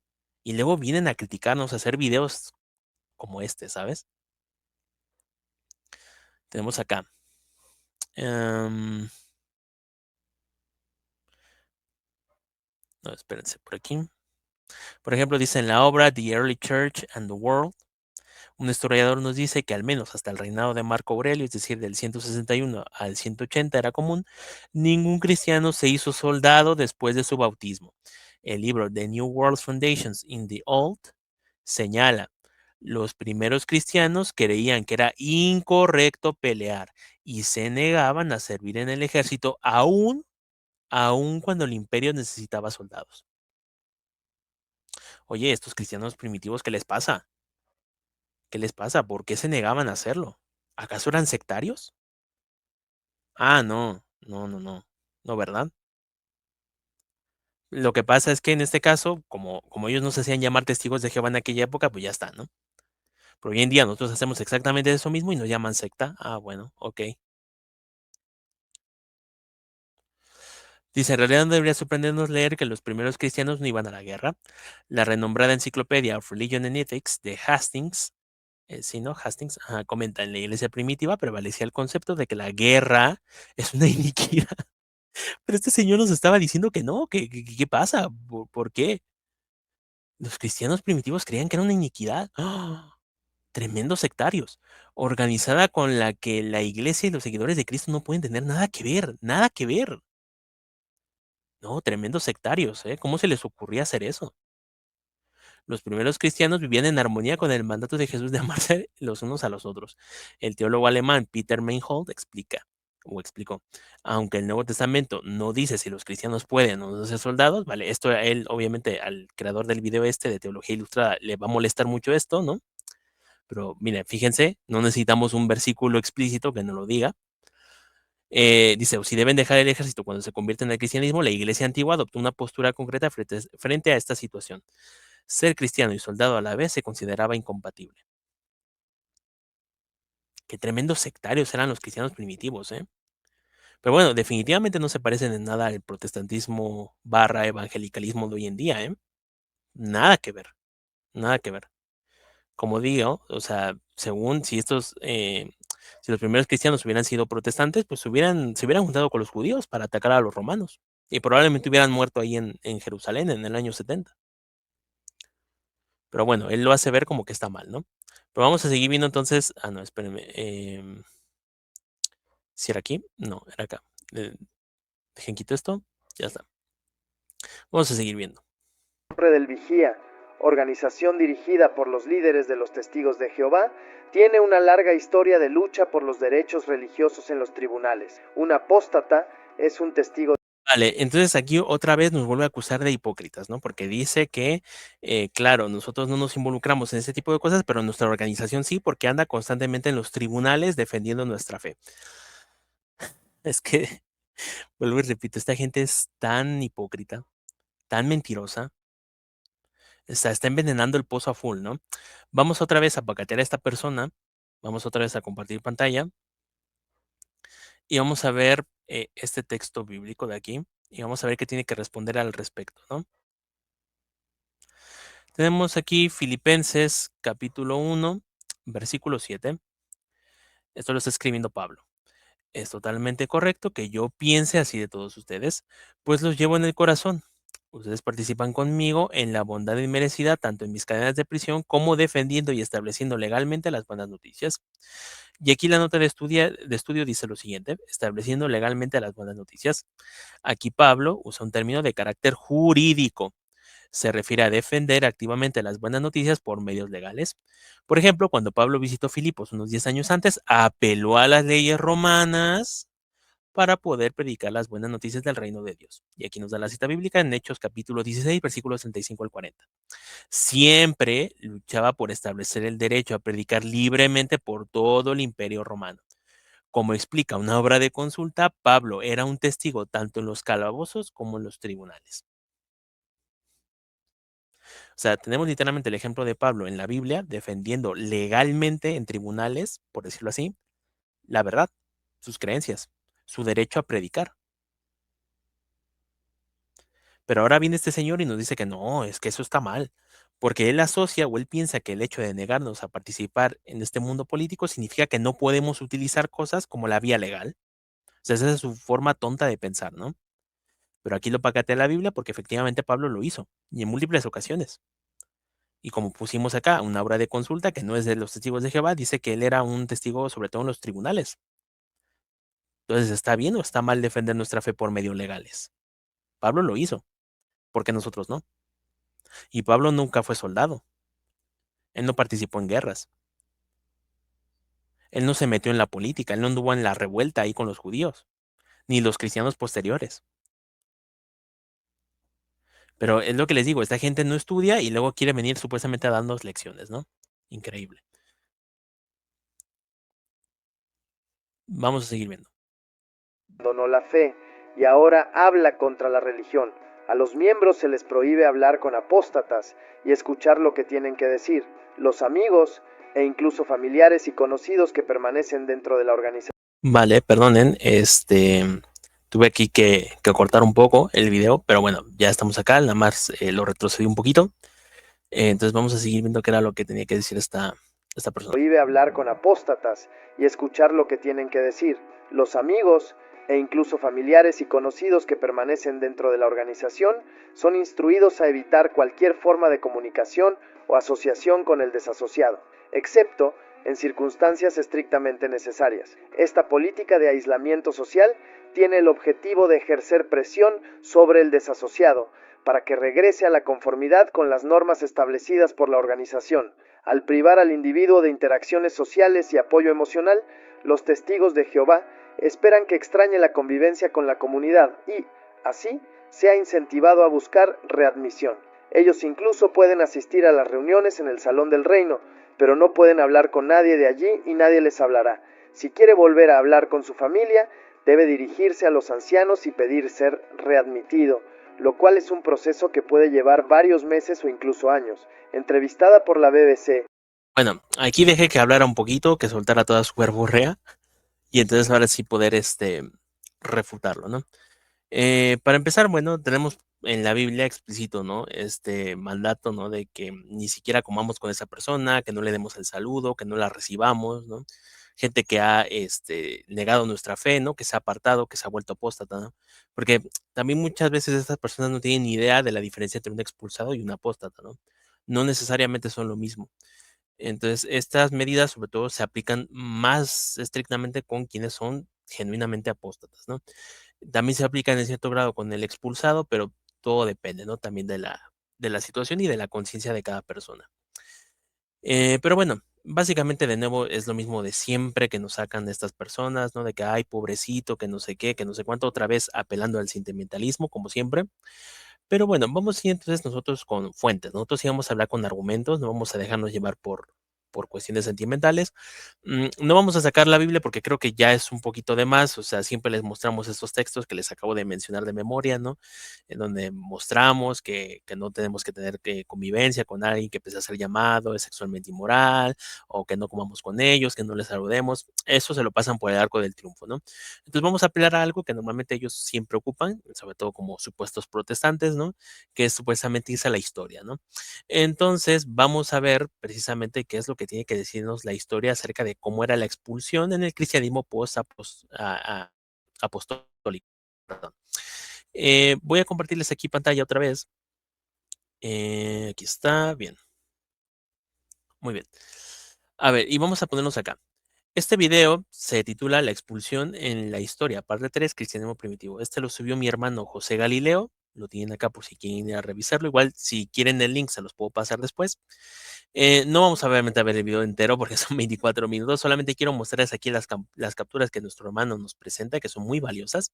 Igualmente les recomiendo que vean este video entero porque el hermano da mucha explicación muy útil acerca de estas imágenes. Aquí simplemente las vamos a leer y analizarlas por encimita, pero creo que ustedes se den cuenta, ¿no?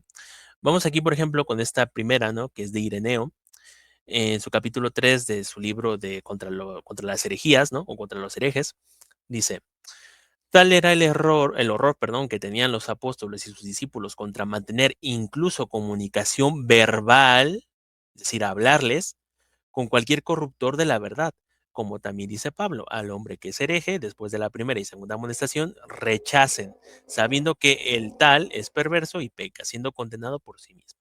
Es decir, el propio Ireneo, que es del siglo segundo, sabía que, pues, una cosa que se hacía con estas personas que eran apóstatas era ni siquiera mantener comunicación verbal con ellas, porque eran corruptores de la verdad.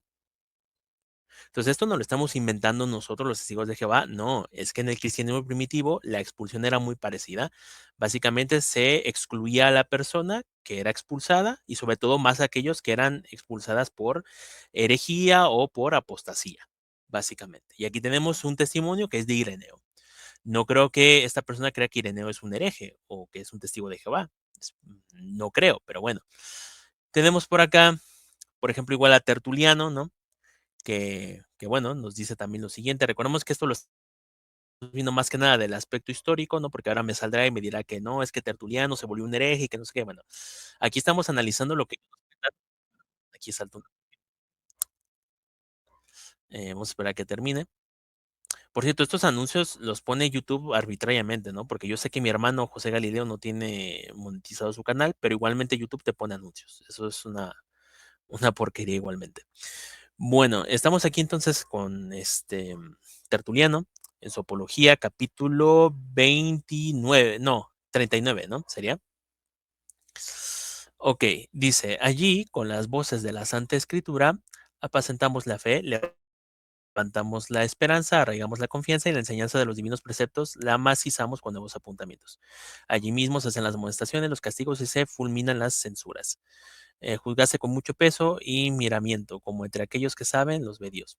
Si alguno delinquido en pecado atroz o enorme, es desterrado de la oración, de la iglesia y del tratado de aquella santa compañía. Este castigo es tan espantoso que parece un ensayo del juicio final, en que Cristo apartará lejos de sí los condenados. Esta es la parte importante, lo de hasta el final. ¿Qué es lo que se hacía con estos pecadores? Se decía que eran desterrados. Pero ojo, dice desterrados de la iglesia, es decir, de la congregación, y del tratado o del trato de la compañía de aquella iglesia. O sea, no trataban a la persona, no le hacían compañía a esa persona. Las desterraban de la compañía, del trato de aquella santa compañía, como dice. Es decir, no se relacionaban con los que seguían formando parte de la congregación. Y precisamente, Tertuliano nos dice, este castigo era tan espantoso porque era como un ensayo del juicio final en el que Cristo aparta a los condenados de sí. O sea, él obviamente aquí está haciendo hasta cierto punto podríamos decir una eisegesis, nosotros no lo comparamos tan así, no es exactamente lo mismo, pero relata precisamente cómo veían los cristianos de aquella época el tema de la expulsión. Era algo serio. Y sobre todo se muestra que no era simplemente decir ya no formas parte de nosotros y ya está, no, sino que era un castigo duro. Era un castigo duro porque se separaba por completo a la persona del resto de la congregación. Básicamente lo que hacemos los testigos de Jehová. A no ser que ahora venga este señor y me diga que ya esta persona era testigo de Jehová, ¿no? Tertuliano. Bueno, vamos a ver otra captura más por acá. Por ejemplo, bueno, Cipriano, pues no nos importa tanto porque es un poco más posterior. Pero, por ejemplo, tenemos aquí lo que es la didache, que también lo aceptan muchos protestantes, ¿no? Y aquí lo tenemos. Dice, porque el ofensor cuando ve que otro hace tan mal como él, se animará a hacer lo mismo. Y luego el malvado, aprovechando un solo caso, obra en otros, lo que Dios no lo permita. Y por ese medio el rebaño será destruido. Porque cuanto mayor es el número de transgresores, mayor es el daño que hacen. Porque el pecado que pasa sin corrección empeora cada vez más y se contagia a otros, ya que un poco de levadura infecta toda la masa. Así una oveja con sarna, si no se separa de las sanas, contagia a las demás con la misma enfermedad. Y todos los hombres deben evitar a un hombre infectado con la peste. Y bueno, y un perro, no sé qué pone aquí porque justo aparece la cámara de mi hermano. Pero bueno, dice que es peligroso para todo aquel que lo toca, ¿no? Entonces tenemos que separar al transgresor de la iglesia de Dios, dice al final. ¿Qué nos está diciendo la Didache o la Didache, como le quieren decir?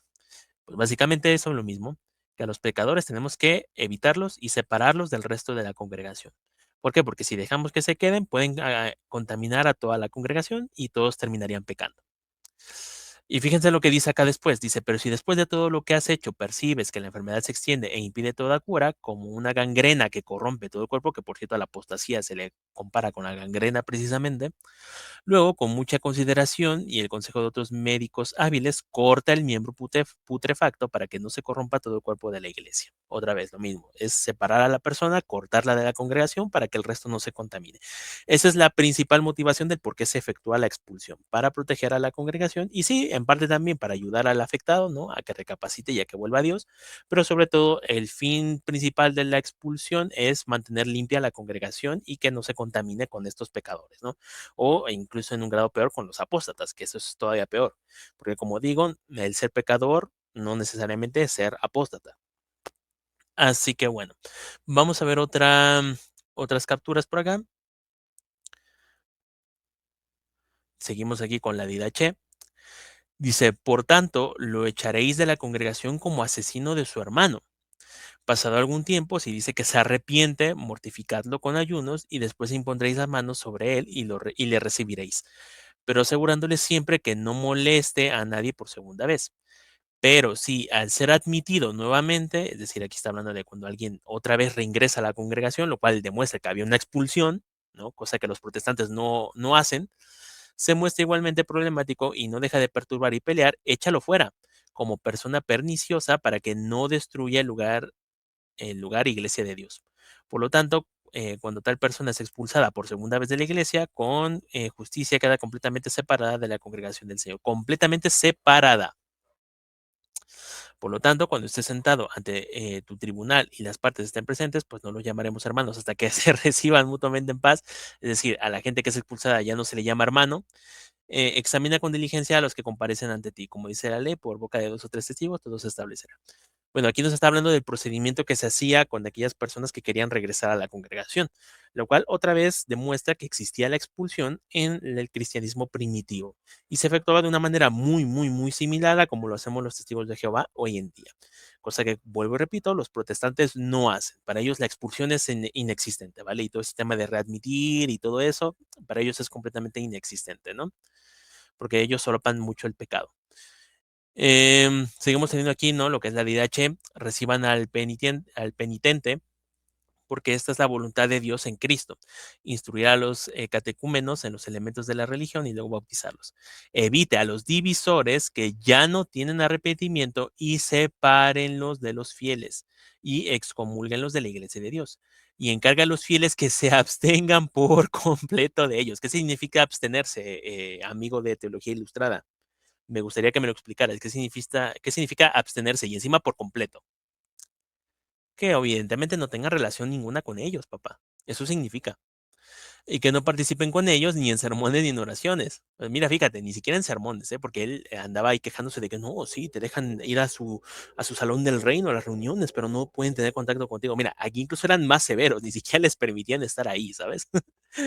Porque estos son los que son enemigos de la iglesia y le ponen trampas, que corrompen el rebaño y contaminan la herencia de Cristo. Cuando veáis al culpable, ordenad con severidad que lo echen fuera. Debemos hacer lo mismo con los ofensores cuando profesan su arrepentimiento, es decir, separarlos por un tiempo determinado y luego recibirlos nuevamente cuando se arrepientan. Dice así que puesto que todos debéis dar cuenta, cuidad de todos. Preserva a los sanos, amonesta a los que pecan, y cuando los hayas afligido con el ayuno, dales alivio por la remisión, y cuando con lágrimas el ofensor pida la readmisión, recíbanlo, y que toda la iglesia ore por él, y cuando por imposición de tu mano lo hayas admitido, dale permiso para permanecer después en el rebaño. De nuevo, está hablando de la readmisión, cosa que esa gente no conoce porque no practican la expulsión de por sí, ¿no? Vamos a seguir viendo más. Otra de la didaje, librándola de sus ofensas y dándole esperanza por este medio, devuélvanla en fuerza a la iglesia, reentregándola al rebaño. Traed de nuevo lo expulsado. Es decir, no permitáis que el que está en sus pecados y es expulsado a modo de castigo siga excluido. Excluido, ¿eh? Siga excluido. O sea, se excluía a la persona que era expulsada. Aquí lo que está diciendo es que cuando ya hubiera pasado un tiempo y la persona muestra arrepentimiento, pues que ya no la sigas excluyendo, que es lo que hacemos los testigos de Jehová. Una vez que la persona se arrepiente y está dando los pasos para volver a la congregación, ya no se le excluye más. Entonces, fíjense, estamos hablando de la Didache, un libro que mucha gente apunta incluso al siglo I. Yo personalmente no lo creo, yo creo que este libro es más como del siglo II, siglo III, pero igual demuestra que en el cristianismo primitivo se hacía esto de expulsar gente, de excluirla, de no tener tratos con ellos y luego readmitirlos para que luego venga esta gente payasa y nos diga que nos estamos inventando estas cosas, ¿no? Que somos muy malos. Cuando veáis al culpable, ordenad con severidad que lo echen fuera. Y cuando salga, que también los diáconos lo traten con severidad, o sea, incluso los diáconos, ¿sabes? Imagínate. Y luego vayan a buscarlo y lo detengan fuera de la iglesia. Y cuando entren, que os supliquen por él porque el mismo Salvador rogó a su Padre por los que habían pecado, como está escrito en el Evangelio, Padre, perdónalos porque no saben lo que hacen. Entonces manda al ofensor que entre y si al examinarlo encuentras que está arrepentido y apto para ser recibido en la iglesia, después de haber impuesto sus días de ayuno, según el grado de su ofensa, como 2, 3, 5 o 7 semanas, así que déjalo en libertad y háblale las cosas que sean dignas de decir a modo de reprensión, instrucción y exhortación a un pecador para su reforma, para que pueda continuar en privado de su humildad y orar a Dios para que los... Bueno, en resumen, básicamente, de nuevo, está hablando de la expulsión y la readmisión, ¿no? Se dice que pues a esta persona ni siquiera se le dejaba entrar a la iglesia, cosa que nosotros sí hacemos, por cierto, o sea, somos incluso menos severos que los cristianos de aquella época para que luego vengan a llorar a estas personas, ¿no? Pero mira, fíjense, era una costumbre primitiva dentro del cristianismo, que lo hacían seguido, o sea, no era una cosa de que digas, no, es que es una excepción a la regla, no, era la norma de lo que se tenía que hacer en aquella época, ¿no? Dice, para que un pecador debe avergonzarse de su propio pecado, es prueba suficiente el oráculo de Dios pronunciado a Moisés acerca de Miriam, cuando oró para que ella fuera perdonada, porque le dice Dios que la excluyan del campamento 7 días y después que vuelva a entrar. Por lo tanto, debemos hacer lo mismo con los ofensores. Cuando profesan su arrepentimiento, es decir, separarlos por un tiempo determinado según la proporción de su ofensa, y luego, como padres a hijos, recibirlos nuevamente cuando se arrepientan. Es decir, solamente se readmitía a una persona cuando ésta se arrepentía. ¿De acuerdo? Que también él se estaba quejando, el del video, el de teología ilustrada, de que no, es que para que te readmitan de nuevo tienes que ir con los ancianos y esperar. Es que era lo que sucedía, papá. Era lo que se hacía en el, en el cristianismo primitivo. Ahora me lo va a negar, ¿no? Ahora ya no le va a servir. No, no, no, es que ya no, eso ya no me sirve. Claro, cuando no les conviene, entonces ya la historia o lo que ellos llaman padres de la iglesia ya no les sirve, ¿no? Em, y bueno, creo que por aquí el hermano habla como de otros temas, por ejemplo acá, bueno, lo del concilio de Elvira, ¿no? Que ya habla más del tema de, por ejemplo, la excomunión, pero esto ya era más acercándose a lo que terminaría siendo el catolicismo romano, que ellos aplican la excomunión, que tiene que ver con la Santa Cena, que no les permiten participar de ella. Creo que de nuevo aquí sigue más por ello. Sí, bueno, es que aquí el hermano hace como una, ¿cómo se dice? Como una línea de tiempo, ¿no? Pero mire, este comentario también me parece interesante. Dice, el historiador inglés Edward Gibbon escribió lo siguiente acerca de lo apropiado de la expulsión y de su efecto en tiempos más cercanos a la época de los apóstoles. Indudablemente toda sociedad tiene derecho a excluir, o sea, todos tenemos derecho, es decir, los testigos de Jehová tenemos derecho a excluir de su comunión y sus beneficios a los miembros que rechazan o violan las reglas que han sido establecidas por consentimiento general. Las consecuencias de la excomunión eran de naturaleza temporal, terrenal, así como espiritual, ¿vale? El cristiano sometido a ella quedaba privado de toda participación en las, ¿qué dice? Obligaciones de los fieles. Se disolvían tanto los vínculos religiosos como los de la amistad particular. Es decir, tanto con los hermanos de la congregación como con las amistades personales se cortaba todo vínculo con el expulsado. Y esto nos lo está diciendo un historiador, no es testigo de Jehová, ¿eh? Pero no, nosotros somos malos, ¿eh? Nosotros somos los malos. Pero esto era lo que se hacía en la congregación primitiva, para que luego vengan a llorar, ¿no? Y bueno, básicamente eso sería todo por este punto. Yo creo que ya fue suficiente pacateada para esta persona. Vamos a continuar y ver el resto del video, que ya creo que le queda poco. Terry O'Sullivan, ex testigo de Jehová, afirmó que aún no se han encontrado con un ex testigo de Jehová que no haya sufrido de depresión o alcoholismo o que no haya pensado en quitarse la vida o hacerse daño. Los testigos de Bueno, eso ya es cosa de cada quien, ¿no? Cada quien verá cómo acepta la disciplina, ¿no? Eso ya no es culpa del que disciplina, sino del disciplinado, ¿no? Y de nuevo, está apelando a las emociones, por lo tanto no es válido. Jehová son gobernados por 9 hombres que están en Nueva York, los principales líderes. Ellos son vistos casi como un canal para Dios y cuestionarlos está completamente prohibido.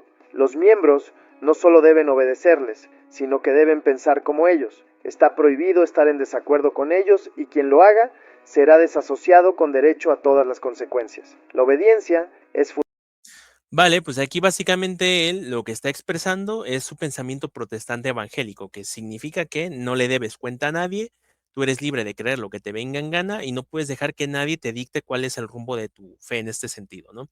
Él nos acusa, ¿no? Prácticamente de ser seguidores de hombres, ¿no? Y él lo apunta como que está mal, ¿no? Pero de nuevo vamos a ponerle una cita bíblica a esta persona, ¿no? Para cerrarle la boca. Vamos a ir aquí a Hebreos, capítulo 13, versículo 17. Es un texto que la mayoría de testigos de Jehová no sabemos, ¿no? Dice, sean obedientes y sumisos a los que los dirigen, porque ellos están cuidando de ustedes y van a rendir cuentas por eso. Así ellos lo harán felices y no con suspiros, porque esto los perjudicaría a ustedes.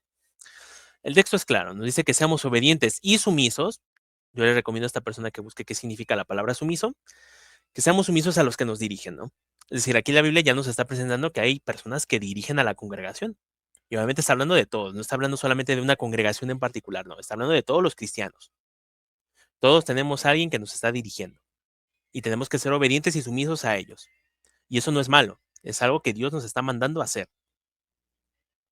De hecho, yo le recomendaría a esta persona que buscara esta palabra dirigen en el griego original, porque si no mal recuerdo en el griego original, esta palabra se debería traducir como los que los gobiernan. O sea, que una traducción más literal y más correcta sería sean obedientes y sumisos a los que los gobiernan. ¿Entienden la correlación? Gobiernan, cuerpo gobernante, ¿les suena? Claro, a esta persona le da urticaria, ¿no? Pensar que hay alguien que los gobierne, ¿no? Dice, no, ¿cómo es posible que alguien vaya a gobernarte, no? Es que la Biblia lo está diciendo. Tenemos hermanos que nos gobiernan y a estos tenemos que ser obedientes y sumisos, porque están cuidando de nosotros y van a rendir cuentas por eso. ¿Qué significa esto? Que Dios los ha puesto ahí, por eso tienen que rendir cuentas. O sea, no es algo que nos estemos inventando nosotros. De hecho, es que esto se ve cuando tú analizas el Nuevo Testamento, te vas a dar cuenta de que hay un pequeño grupo de hermanos, en este caso sobre todo los apóstoles y los ancianos de Jerusalén, que son los que se encargan de dirigir a las congregaciones, a todas, no solamente a unas, a todas. Y todas tenían que seguir lo que este grupo decía. De hecho, la mayor evidencia que tenemos de esto es Hechos capítulo 15, con el tema de la circuncisión. Se reúnen los apóstoles y los ancianos, toman una decisión únicamente ellos. Eso no era un concilio ecuménico, como dicen luego esta gente, porque ahí solamente participaron los apóstoles y los ancianos de Jerusalén, un grupo muy pequeñito, tomaron una decisión y luego esa decisión se esparció en todo el cristianismo y todas las congregaciones, todos los cristianos tenían que sujetarse a eso y lo hicieron. Y de hecho hasta el texto menciona que Jehová los bendijo por haber sido obedientes, que las congregaciones prosperaron debido a ello. Entonces no es algo que nos estemos inventando nosotros para, ay, no, es que los quieren tener bajo control, son una secta. No, es que ese es el modelo bíblico. De hecho, yo reto a esta persona que me muestre con la Biblia o con el cristianismo primitivo. Cristianismo primitivo me refiero, pues sí, primer siglo sobre todo, que sería lo que abarca la Biblia, que me muestre que cada congregación creía lo que le daba la gana, que cada congregación era independiente, como lo son hoy en día los protestantes evangélicos. Quiero que me lo muestre. No lo va a encontrar porque ese no era el modelo bíblico. Cuando uno se salía de las creencias de todos, tenía que ser corregido. Como por ejemplo cuando Pablo corrige a Pedro por andar judaizando. Si siguieran el modelo protestante, pues Pedro hubiera fundado su propia iglesia donde ahí eran judaizantes y Pablo hubiera ido por su otro lado y se hubieran seguido llamando hermanos, entre comillas. Pero no, Pablo tuvo que reprenderlos a todos y todos se tuvieron que poner en línea con el resto de congregaciones. Entonces, de nuevo, reto a esta persona o a cualquiera otra que me muestre ese modelo protestante evangélico que tenemos hoy en día en la Biblia. Porque luego los muy astutos se van y dicen, no, es que ya en el siglo tercero, ya cada uno creía lo que le daba la gana. Bueno, sí, sí, sí, pero es que ya era el tiempo de la apostasía. Yo quiero que aquí con la Biblia, congregación del siglo primero, me muestres que así funcionaban las cosas, que no había alguien que dirigía a todas las congregaciones. Quiero que me lo muestren, porque yo veo todo lo contrario. Y este texto es el más claro de todos, Hebreos 13:17. Así que pues nada, básicamente sería todo. Hasta donde yo recuerdo es el último argumento, entre comillas, argumento que da esta persona. Y estaríamos Ahora, terminando. si quieres profundizar en tu estudio Sí, bíblico, aquí ya se pone a promocionar sus estudios bíblicos y no sé qué. Que por cierto, él al hacer eso se está poniendo en el mismo lugar en el que está, por ejemplo, para nosotros el cuerpo gobernante. Se está haciendo maestro de otras personas, ¿no? Y les está enseñando y diciendo cómo tienen que entender la Biblia y estudiarla, ¿no? Es que son hipócritas encima, ¿no? Pero bueno, gente, eso sería básicamente todo. Sé que el video va a ser largo, bastante largo, pero quería profundizar lo más que pudiera en todo. Y pues nada, de verdad, espero que les haya gustado. Pueden guardar estos argumentos para más tarde, por si alguien les sale con este tipo de cosas, ya saben más o menos cómo responder. Y pues nada, estaremos aquí para cuando en otra ocasión vuelvan a desafiar nuestra fe, pues estaremos aquí en primera línea para defendernos. Así que pues nada, les agradezco mucho por haber visto este video y nos estaremos viendo en otra ocasión. Adiós.